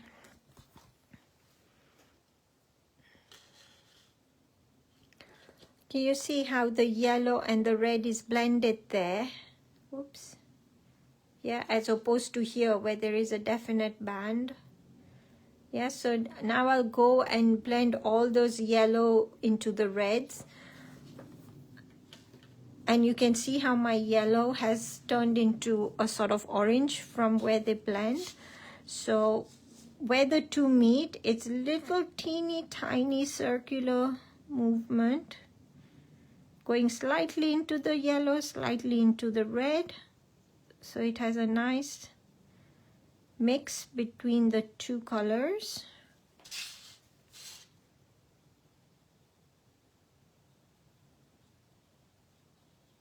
And I have no idea why I am not using a blending holder, a nib holder.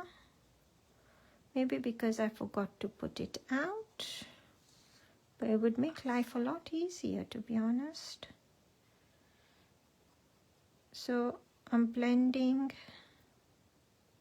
between the two colors.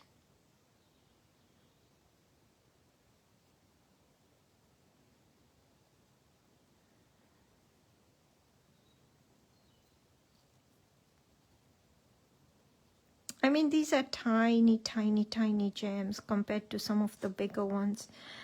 And, you know, like I said earlier, I should have probably done a bigger one. It would have been easier to show.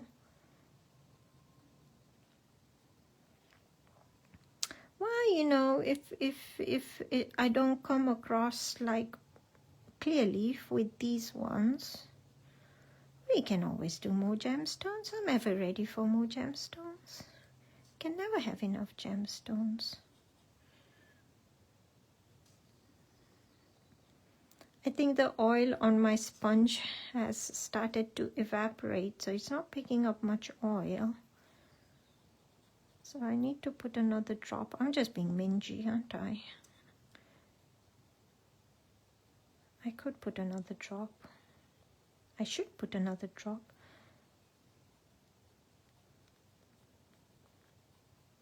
And you can see now those are blended. Yeah.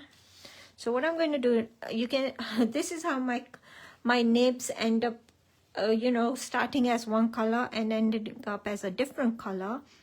So this has turned red. There's no, I don't need to change to my red nib again because this is already red.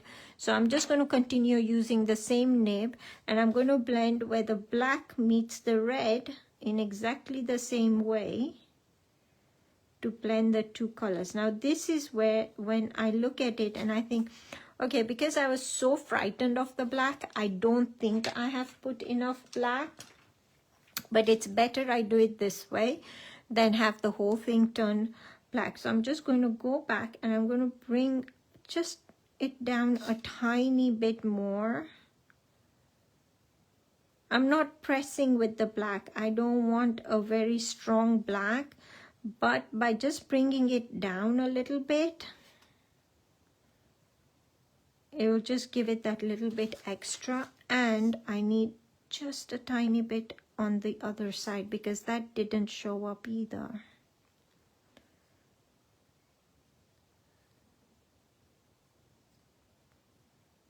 Okay. I think that might work better now. So I go back and I'm going to blend the two colors together. So just bring this black as you're blending it a bit more around. You don't need to add it all the way around because you can bring this color a bit lower on either side, and that is better. It's a bit more. And don't forget, we're still going to add this on the back, so it's going to become a lot more vibrant. We can always go back and add more color on the front as well, but we can only do that once we have put the color on the back to see whether we're happy with the color. If we think it's bright enough and vibrant enough the way we want it, we don't need to add a third coat on, well, a second coat on the front. Is everyone doing okay?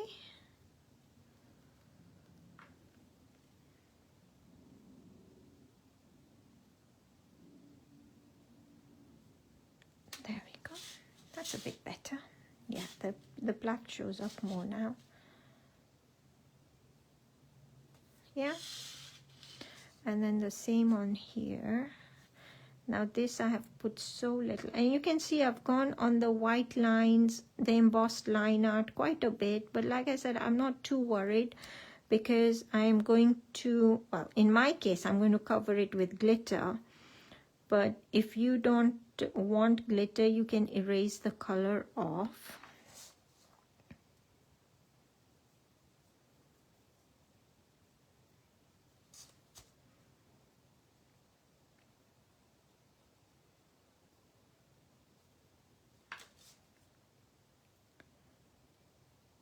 Okay, there we go. Yeah, I am still not going to touch the white with the yellow because I know as soon as I do that, it's all going to end up being, my reflection is going to end up being yellow. So I'm still not going to do that. I'm going to leave it at this at the moment. Oh, I didn't know Clarity had sharpeners. I don't know what planet I'm living on, seriously. Oh, I'll have to look that up.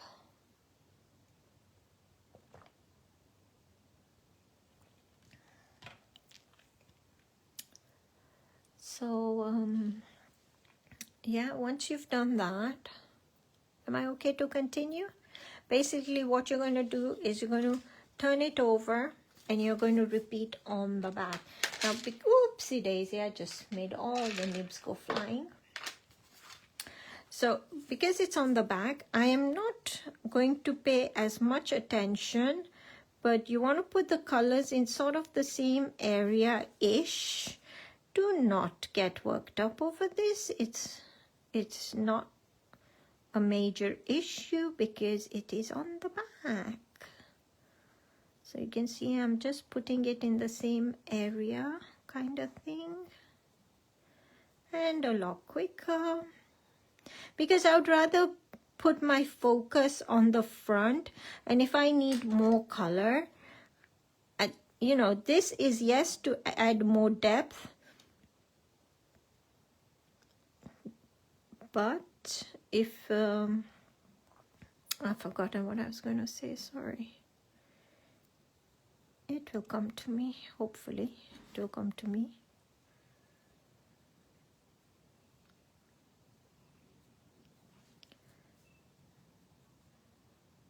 Does anyone have the time? Am I holding most of you up here?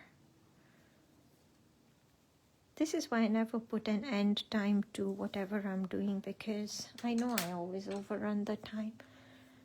I say it's just going to be for an hour. Now, I'm going to make a suggestion. It's on the back.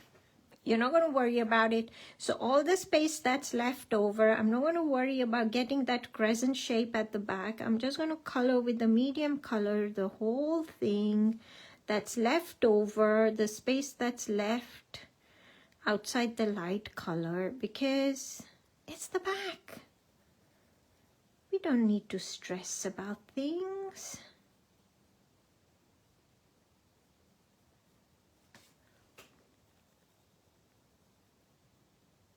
The idea is to have fun. I'm going to turn it because otherwise it's going to hit that. So can you see I'm just coloring it in all the way on the thing. I mean, we could have done that even on the front, but I just wanted to show you on the front how, well, if you're using different colors, it would matter. But because it's just black, to be honest, it's not going to matter.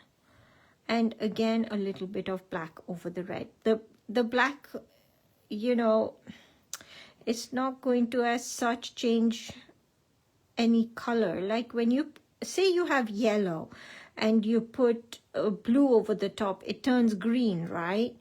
With black, it just stays black. So I can go ahead and put the black over the top like I have here, without worrying I'm introducing a different color. Does that make sense? I mean, it's just black. And then a little bit at the base. And you can see I'm a lot quicker on this side because it doesn't matter. And then you're going to blend again. It's 4 o'clock. Thank you. 3:55. Okay. Will be about another half an hour, I would think, if that's okay. So again, you're going to blend. So the white,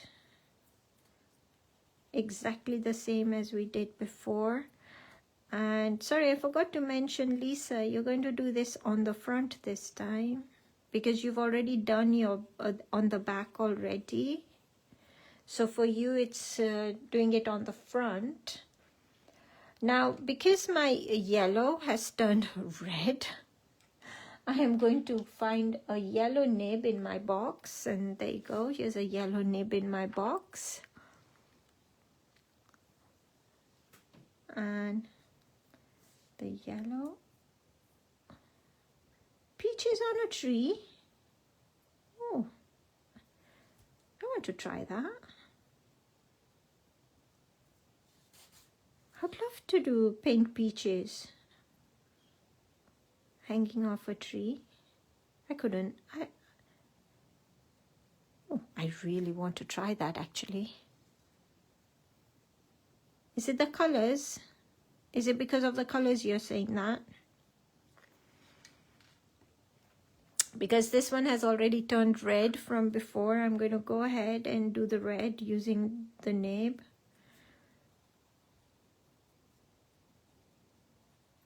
And am I making it obvious? I am so not being careful with this now.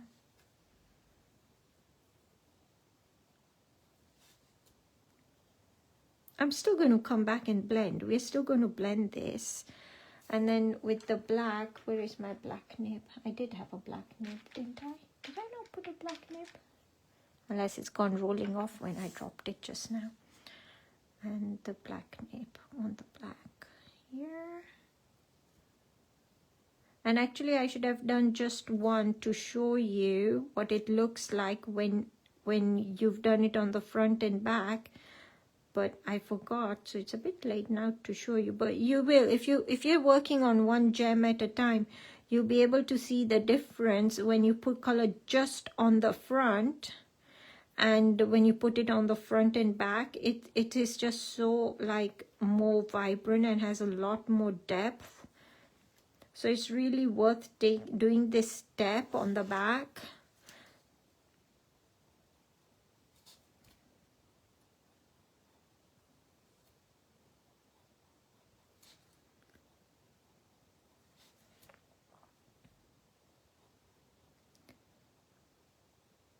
Okay, so now I'm going to come back with my nib and start blending the colors. So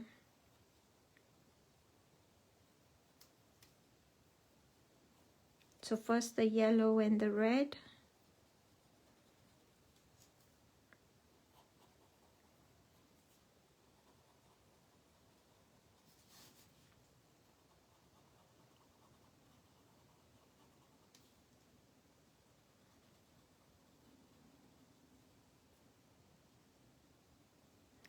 Now what the Dorso oil does, these are like wax oil-based pencils.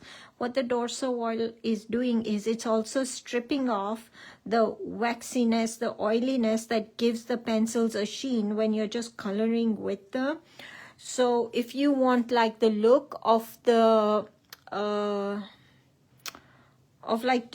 sheen of gemstones, the shine, then you know we need to put that back without using the pencils I had shown you, the burnisher for example. I mean, you know, you're more than welcome to go look up the burnisher and the blender pencils if you want, and have a play with them. That I do love them. And when I'm doing gemstones on cardstock, I use the blender pencil and the burnisher all the time. But for parchment, I don't use them anymore. But I'll show you in a minute how to add the sheen to these. Okay, and then finally blend the red and the black. I mean, most of it was blended anyway, but I'll just go in and just add just to make sure. I should really look for my what's it called, the holder, the blending nib holder. I guess I've become so used to using them like this now. Most of the time I forget to use the holder. But it does make life simpler, to be honest.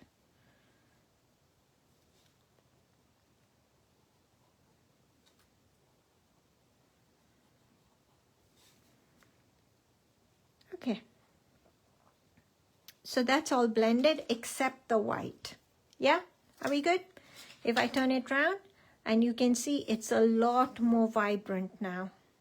Well, it would have been better if I'd done one and shown you the others, to be honest.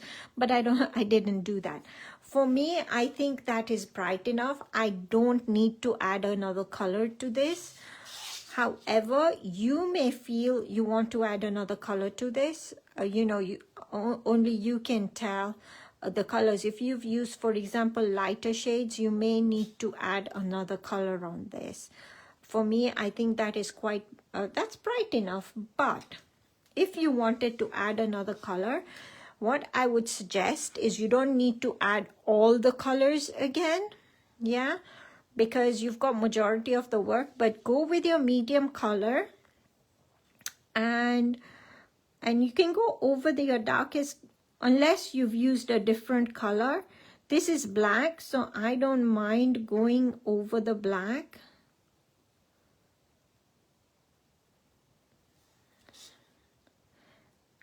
I don't personally need another color, but I'm just showing you if you needed to add, you would just add some more color. Either in the same sort of colors you've done, like we did on the back, a repeat. But if you've got black on yours, you know, you can go over the black. It is not going to upset the color. It's black. But if you have, say, a green against blue, and you want to keep your green, then don't go over it with the blue. But this is black, so it doesn't matter. And I'm not going to go near the yellow. I don't need to be honest, because that's the center bit. That is your lightest bit. So I don't necessarily need to add more color to my lightest area. So if you want, just go with your medium and your dark color. If you've used black, you don't need to use your black again. Just go with your medium color and add that. I am not going to blend that with the oil, because if I blend that with the oil, I start going mushy everywhere again.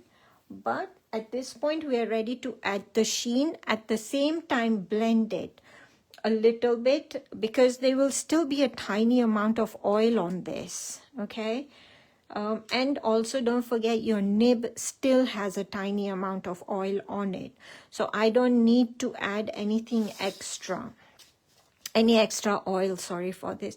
So I'm going to take my nib and I'm just going to give it a quick rub.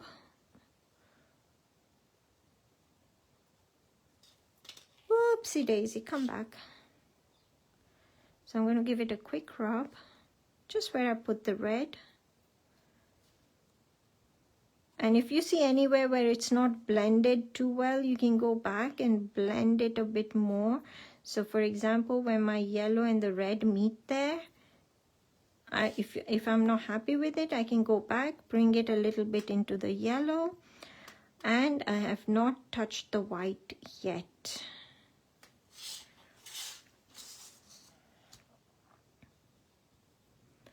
So my red along here. It's just, you know, adding more and more color a little bit at a time and enjoying the process. Well, hopefully enjoying the process. I just love this. I mean, you know, because I can just work a little bit at a time, starting off very light and then adding more and more and more as I go along. Okay, there we go. So, everyone doing okay? Okay, let's add a sheen. For your sheen, what you're going to do is you're going to get a clean nib, a dry nib, no oil whatsoever on your nib.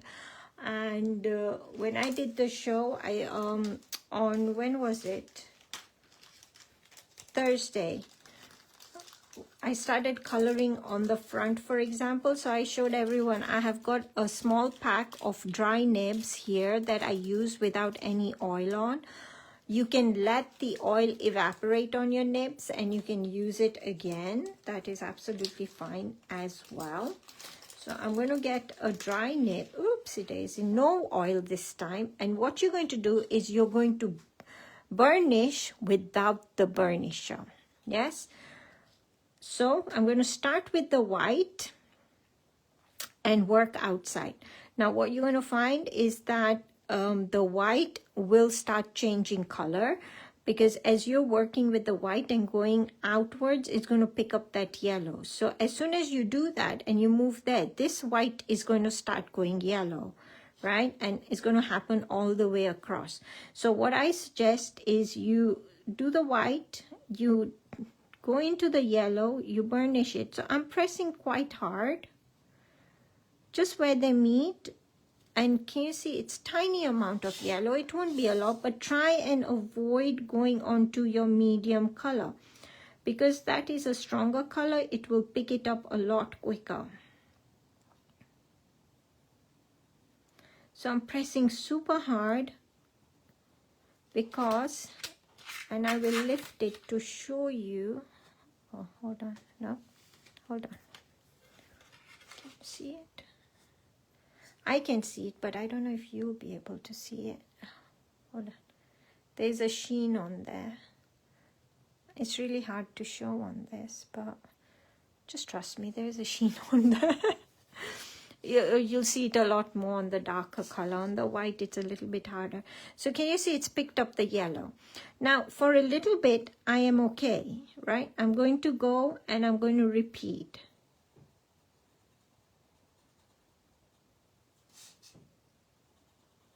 try and not go so much into your lighter color, because then you'll pick up, look at how much I've picked up now.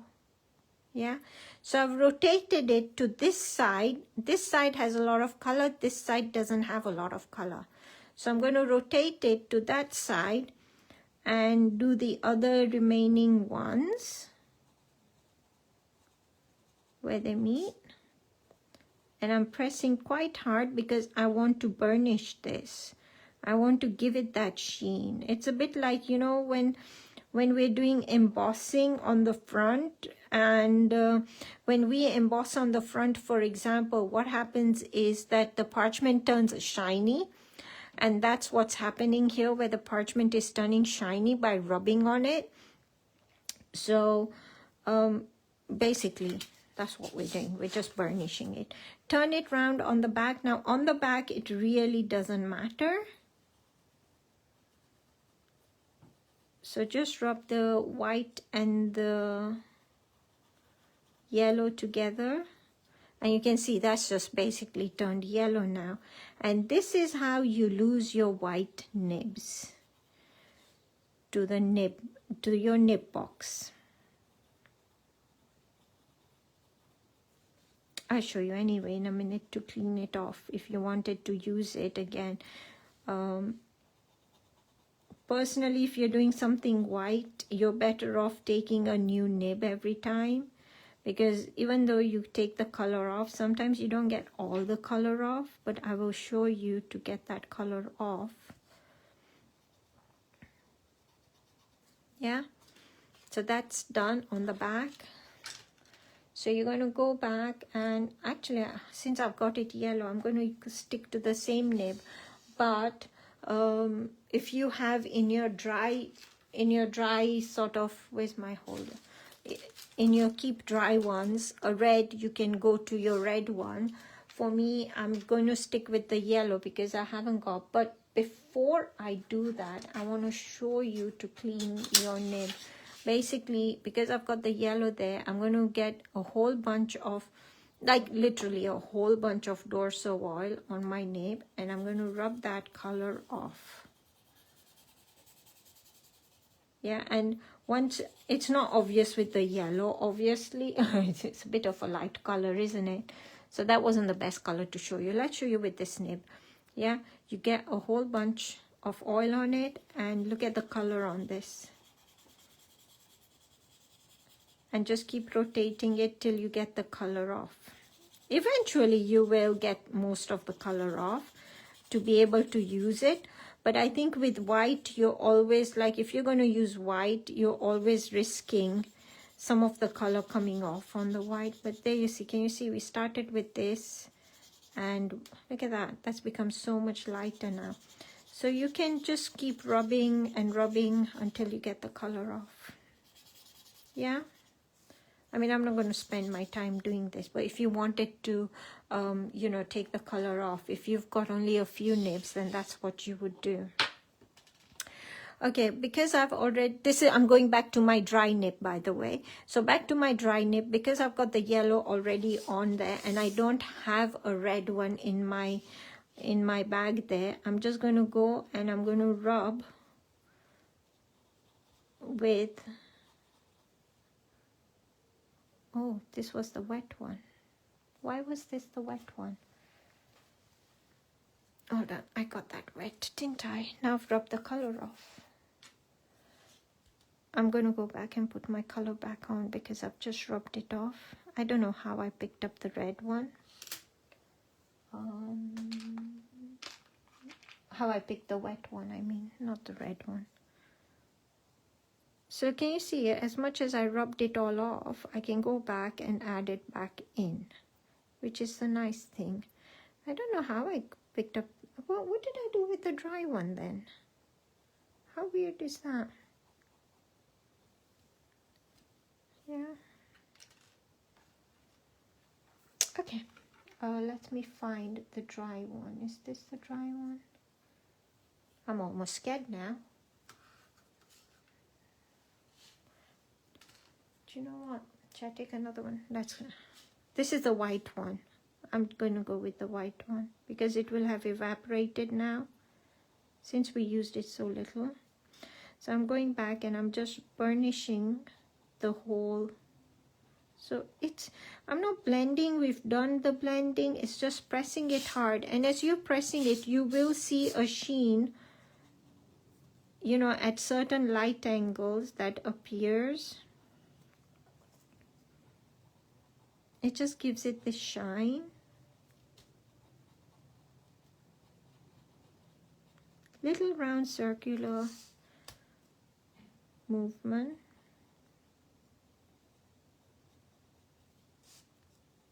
Am I making sense? Is it working, guys? Or girls?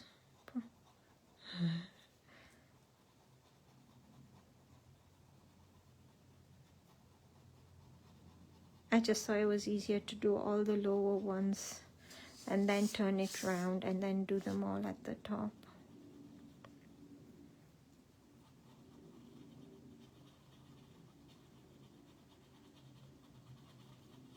Is it adding a sheen, guys? Girls? Is there any guys joining in?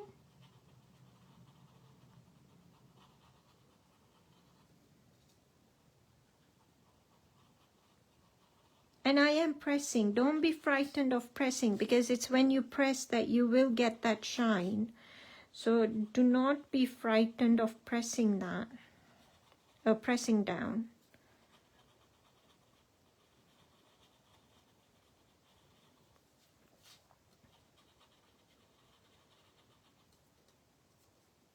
And I've totally ruined my nib here.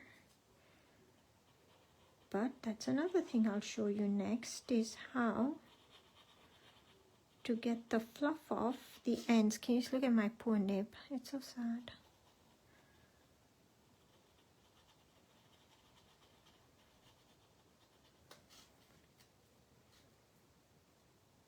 I don't think I've ever thrown a nib away. I mean, I don't know about you guys. Have you guys ever thrown a nib away? I just seem to be collecting the nibs. I haven't thrown any of them away. I know I said about half an hour and I'm still doing this. I still have glitter to put. Sorry.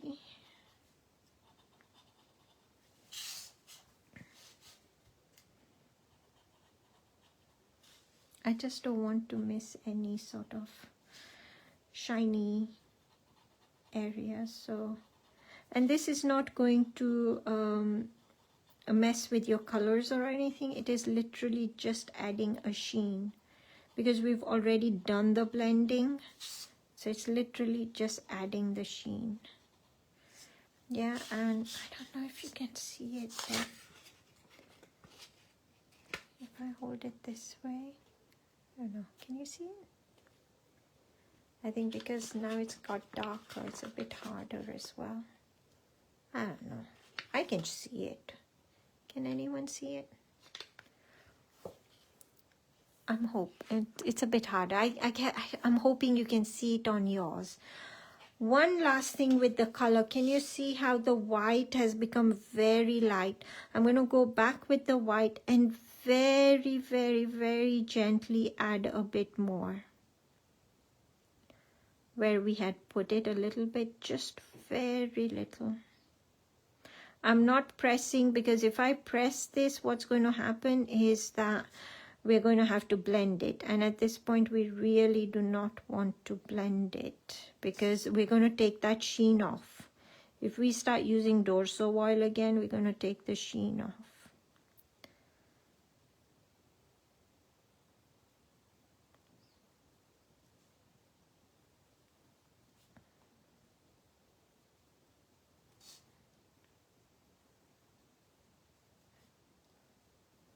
Yeah, and then just with my finger, I'm just going to give it a quick rub without messing around too much with it. Yeah, there we go. If you're not using glitter, for example, on, can you see I've lost quite a bit around. I don't know if the light will help. Does the light help? I just suddenly wondered if the light will help, but no, I don't think so. If you have got, I've lost quite a bit of the white on the outlines, and if you're not using glitter, for example, working from the outside of the circle, you can go over the white lines. I mean, have a slightly sharper eraser pencil, and can you see, you can take the color off, but don't go from the inside like that, because you're going to end up erasing this color. Go from the outside of the circle and just skimming the top of the line art. That is if you know, you're not using glitter. I'm going to put glitter, so I'm not going to worry about the pencil that's gone over the lines. Maybe where it's a bit too strong, I'm just taking a little bit off, but I'm not going to stress too much over it. So that's that. Okay, glitter. You can use your sticky ink. You can use, we're going to put the highlights, but I'm going to put the glitter first down, yeah? You can use sticky ink. I'm just going to use a quickie glue pen just for speed. And let's get it going, she says, hoping it will work. I may need to use the sticky ink. Oh no, there we go.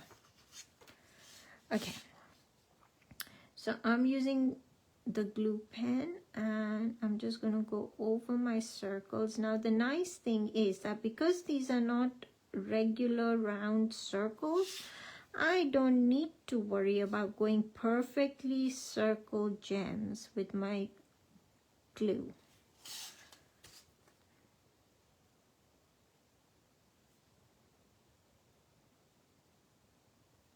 The reason I'm not doing the highlights first before doing the glue is only because the quickie glue pen has a really thick, compared to a mapping pen and sticky ink, quickie glue pen has got like a thicker nib. So if I miss the embossed outline and go into the gem, if I had done the highlight with the gel pen, I would just end up covering that highlight. So this way, once I've got the glitter in, I know how much space there is to put the highlight with the gel pen.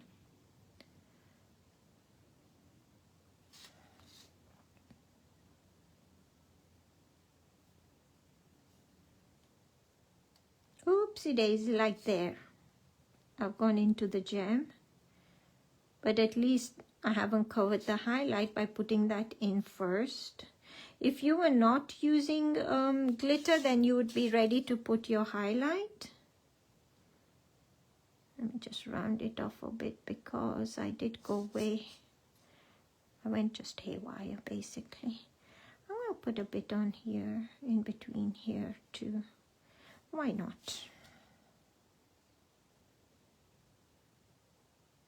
And then once I've put the glitter, I've put the highlight, then I can decide whether I want it on the plain backing or on the other backing, whichever other backing I meant, the designer paper.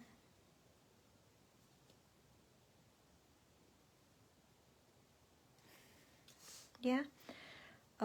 You've got options. You can put more glitter if you wish on that. I think I'm okay to leave that the way it is. I quite like it. So otherwise I'll be just spending too long going over everything. Use your Perga glitter if that's what you use for your glitter. Perga glitter, for those who haven't seen it, it's basically it's beautiful. It's anti-static. So if you don't like the glitter getting everywhere, then Perga glitter is definitely the way to go. But I'm going to use my glitter pot, which is super staticky, so it's not the best thing if if you do not like glitter everywhere. And it just, for me, just this makes it easier there, rather than having a paper and everything out. And there we go, there's my sparkle, and I can put that away. Oopsie daisy. Yeah, let's give that just a couple of seconds, well, a few seconds for it to just settle a little bit before I put the highlight in. As a matter of fact, while I'm doing that, I can decide which one to put it on. So here's the designer paper, and when I put it on there, that's what that looks like, which I quite like the look of it. Now you can't see, if I wanted cracked lines, you can't see it much actually on this, because the gemstone is super dark, and that was not my intention to see crack lines. So for example, if you did want those crack lines, what you could do is on the back, with a super sharp pencil, take your darkest color and just draw a few wiggly lines. Yes, I'm not going to do that because I'm not keen on, I like my gems like flawless without cracks. That's just me. But if you wanted to, on the back with a super sharp pencil, just draw, you know, about 3 wiggly lines in different directions. So on this, they just don't show. On the plain cardstock, that's what it looks like. So it's very much personal preference. I quite like actually this one because I think it gives the background more texture, something happening in the background. So I really like that. So I think I'm going to go with that. As to do I want to put sequins or not, I think I quite like it the way it is. Or if I put sequins, I could put sequins too actually. Shall I put sequins? Shall I not put sequins? Do I put sequins or not? Do I have glue dots? Do I have glue dots? No. I don't know where glue dots are. Okay, I think my glitter should be fine and, you know, stuck to that. What I'm going to do is with just a brush, I am going to take off, like, I'm just going to, and if I do it on there, you know, it's literally super staticky glitter. It's going to get on my cutting mat. Let me put it on something I don't mind it getting on. Hold on. There. And I'll show you. This is going to, like, come off everywhere. So I'm just going to take off because it's static. It clings to absolutely everything. So I'm just going to rub it with a very soft brush to get rid of all the excess. So that way I know definitely where it is before I put the highlight. And look at that. Isn't it pretty sparkly? Look at how pretty sparkly that is. All right. Oh, where did I take this out of? Highlights. Highlights, you have the option of, so white gel pen. I am using the Pergamano white gel pen, she says, wherever it says Pergamano white gel pen. I don't know where it says that, but it is the Pergamano white gel pen. And I'm just going to get it going. There we go. Is this the Pergamano one? Doesn't feel like the Pergamano one. The Pergamano white gel pen is so lovely to use. This is not the Pergamano one. I don't know what I did with the... How does this happen to me? I want to know. And here I was thinking I'm super organized. Like, what did I do with it? Never mind. White gel pen, okay? Any white gel pen. And what you're going to do is you're going to draw a little curve like this, following the shape of your circle. So if your circle is here, I mean, not that bad. See, this pen doesn't work. My Pergamano one works so well. This one is refusing to work. and then a little bit like this. Or your option is, if you struggle with curves, for example, hold on, you're going to do a circle here and a teeny tiny circle next to it like that. So it's absolutely up to you which one you go with. I know that my gel pen is in a minute going to refuse to work, so I'm almost scared to start. I just don't know where I've put it. Where have I put the gel pen?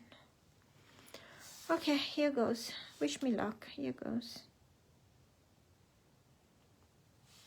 Okay. Dots or curve? Dots or curve? Dots or curve? Okay, I'm going to go curve. Now, I prefer to do it this way. You may prefer to do it this way. What you need to remember is when you put your highlights with your gel pen, it's always on the opposite of the reflection over the darkest sort of area, which would be at the top here. So if I'm putting the reflection, oh, it's much better on here. So I'm going to follow the curve here and then a teeny tiny one there. Following the curve in the darkest area there and a teeny tiny there. And you're going to follow that all on all of them. Always remembering to curve those lines.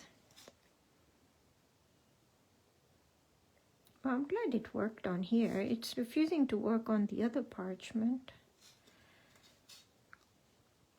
And the highlight is always on the opposite side to the reflection. There we go. It's almost as soon as you put that, it's a bit of magic. And it makes it look like a shinier kind of thing. Your gemstones look like peaches too. I want to know what colors all of you have used for them to look like peaches, because I want peach gemstones. Well, peaches, I love peaches. I haven't had them in ages. Is it peach season yet? So am I putting sequins? I'm not putting sequins. Let me put this. Oh, Lisa. It's the first time you've joined us. Now I have to do this for Lisa. I don't know if Lisa is still here. Are you still here, Lisa?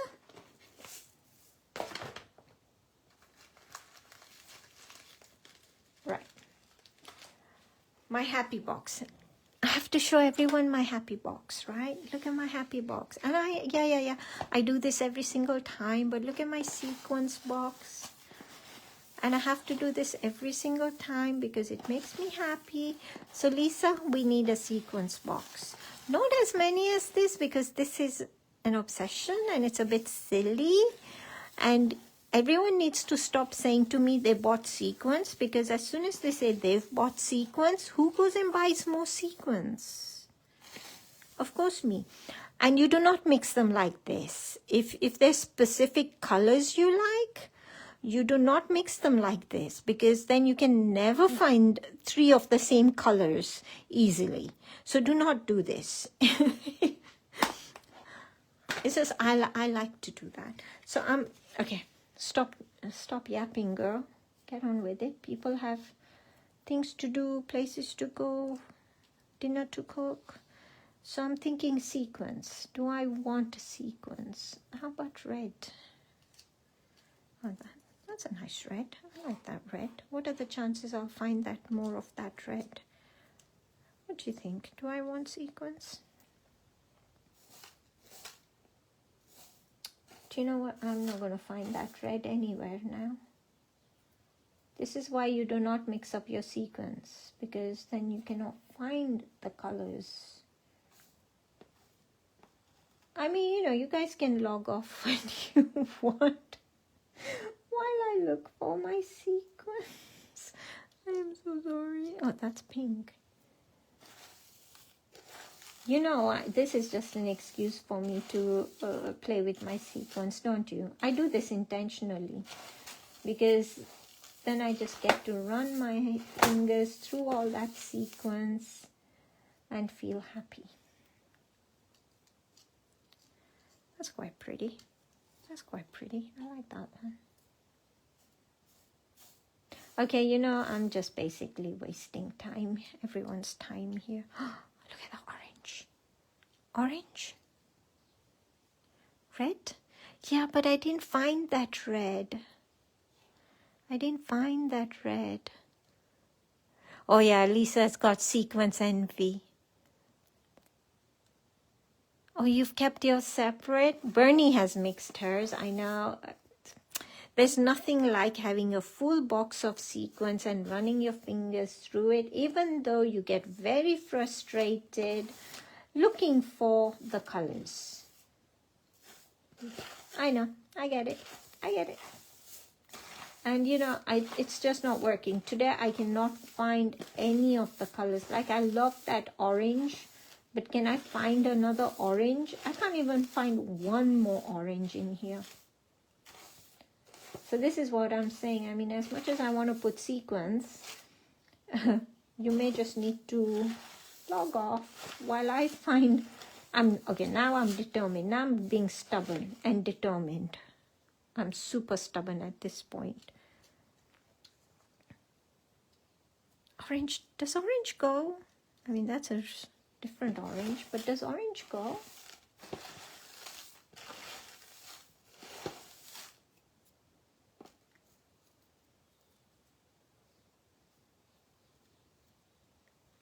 This is how to keep Tina quiet for hours and hours and hours. You know what? I'm feeling sorry for you guys. You're stuck here while I'm playing with sequins. But you know, you can play with your sequins. Don't let me stop you. Okay, no, forget the sequence. Forget the sequence. It's really not working because I'm just going round in circles here. I can't find the right colors and I can't even find a yellow. Do not mix your sequins is the lesson for today, she says. Don't worry, I would still buy another pack and I would still mix it. That's just me. Okay, for a change, I'm going to leave out the sequins. I'm going to be here forever otherwise. You guys can go ahead and put the sequins on and I will show you on this one where I have put the sequins and it looks super pretty. But on this one at the moment, it is just, I just can't find the colors and I'm going to be here forever otherwise. If you don't use sequins, to be honest, you don't even need to stick the parchment down because when you put the ribbon through the hole, it will keep the two tag pieces together. You don't need, if you put sequins and a brad through, you need a backing. Yeah, you need a backing. But because I'm not using brads that I need to cover up on the other side, there's nothing else I need to do except put the ribbon through, literally. And that will keep the two tag pieces together. There'll be a bit of movement, but that's okay. It's a gift tag. It really doesn't matter. So let's pull that.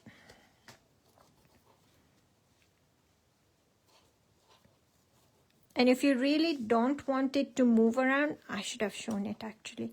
What you can do is you can put just the teeny tiniest amount of glue on this side where the ribbon will cover it. So if you put a teeny tiny amount of glue there or a glue dot on the other side, you know, between the two, the tag won't move as much. But for me, I don't mind the movement on the tag, and there we go. See, it moves a bit, but I don't really mind that. and I'm just going to trim that. That's a bit too long, so let's have it about there, and let's be a rebel and have it a bit longer there, going in the opposite direction. And there we go, there's our tag, and there we go, there's the original. So did it make sense? How did everyone's gems go?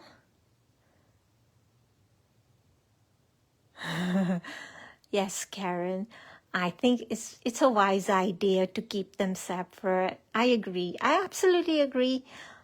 But if I get another pack of tags, sequins, I'm still going to mix them because I just love the whole idea. You know, I think my dream is to fill that box completely, like right to the top. I can only do that by mixing all the sequins. Maybe I should have a separate box with them all separate for show for these Facebook Lives, shouldn't I? I just want to buy more sequins. I'm making excuses to go shopping for more sequins. But I think it's a good idea to buy a separate one. How did everyone's gems turn out? Oh, you're welcome. You're welcome. Everyone got good gems? Anyone? Did they turn out okay? Someone tell me the gems were okay. Well, tag me for when you finish your tag. Tag me for when you finish your tags. Oh, I like the sound of that. So I can see them. At the moment, I'm really, really, really flooded with stuff. I will eventually get around to seeing them all. But if you tag me, I see them. And, you know, because it comes up in my notifications, it's easier for me to see them. And I really look forward to seeing all the tags, all the gems, especially the peaches. That's what I'm looking forward to seeing, is the peaches. You're welcome. Thank you so much, everyone, for joining me. I will post the video once it's done, downloading or uploading or whichever way it goes. I have no idea. And have a lovely evening for the rest of the evening, and enjoy your Sundays. Take care, everyone. Lots of love. Bye.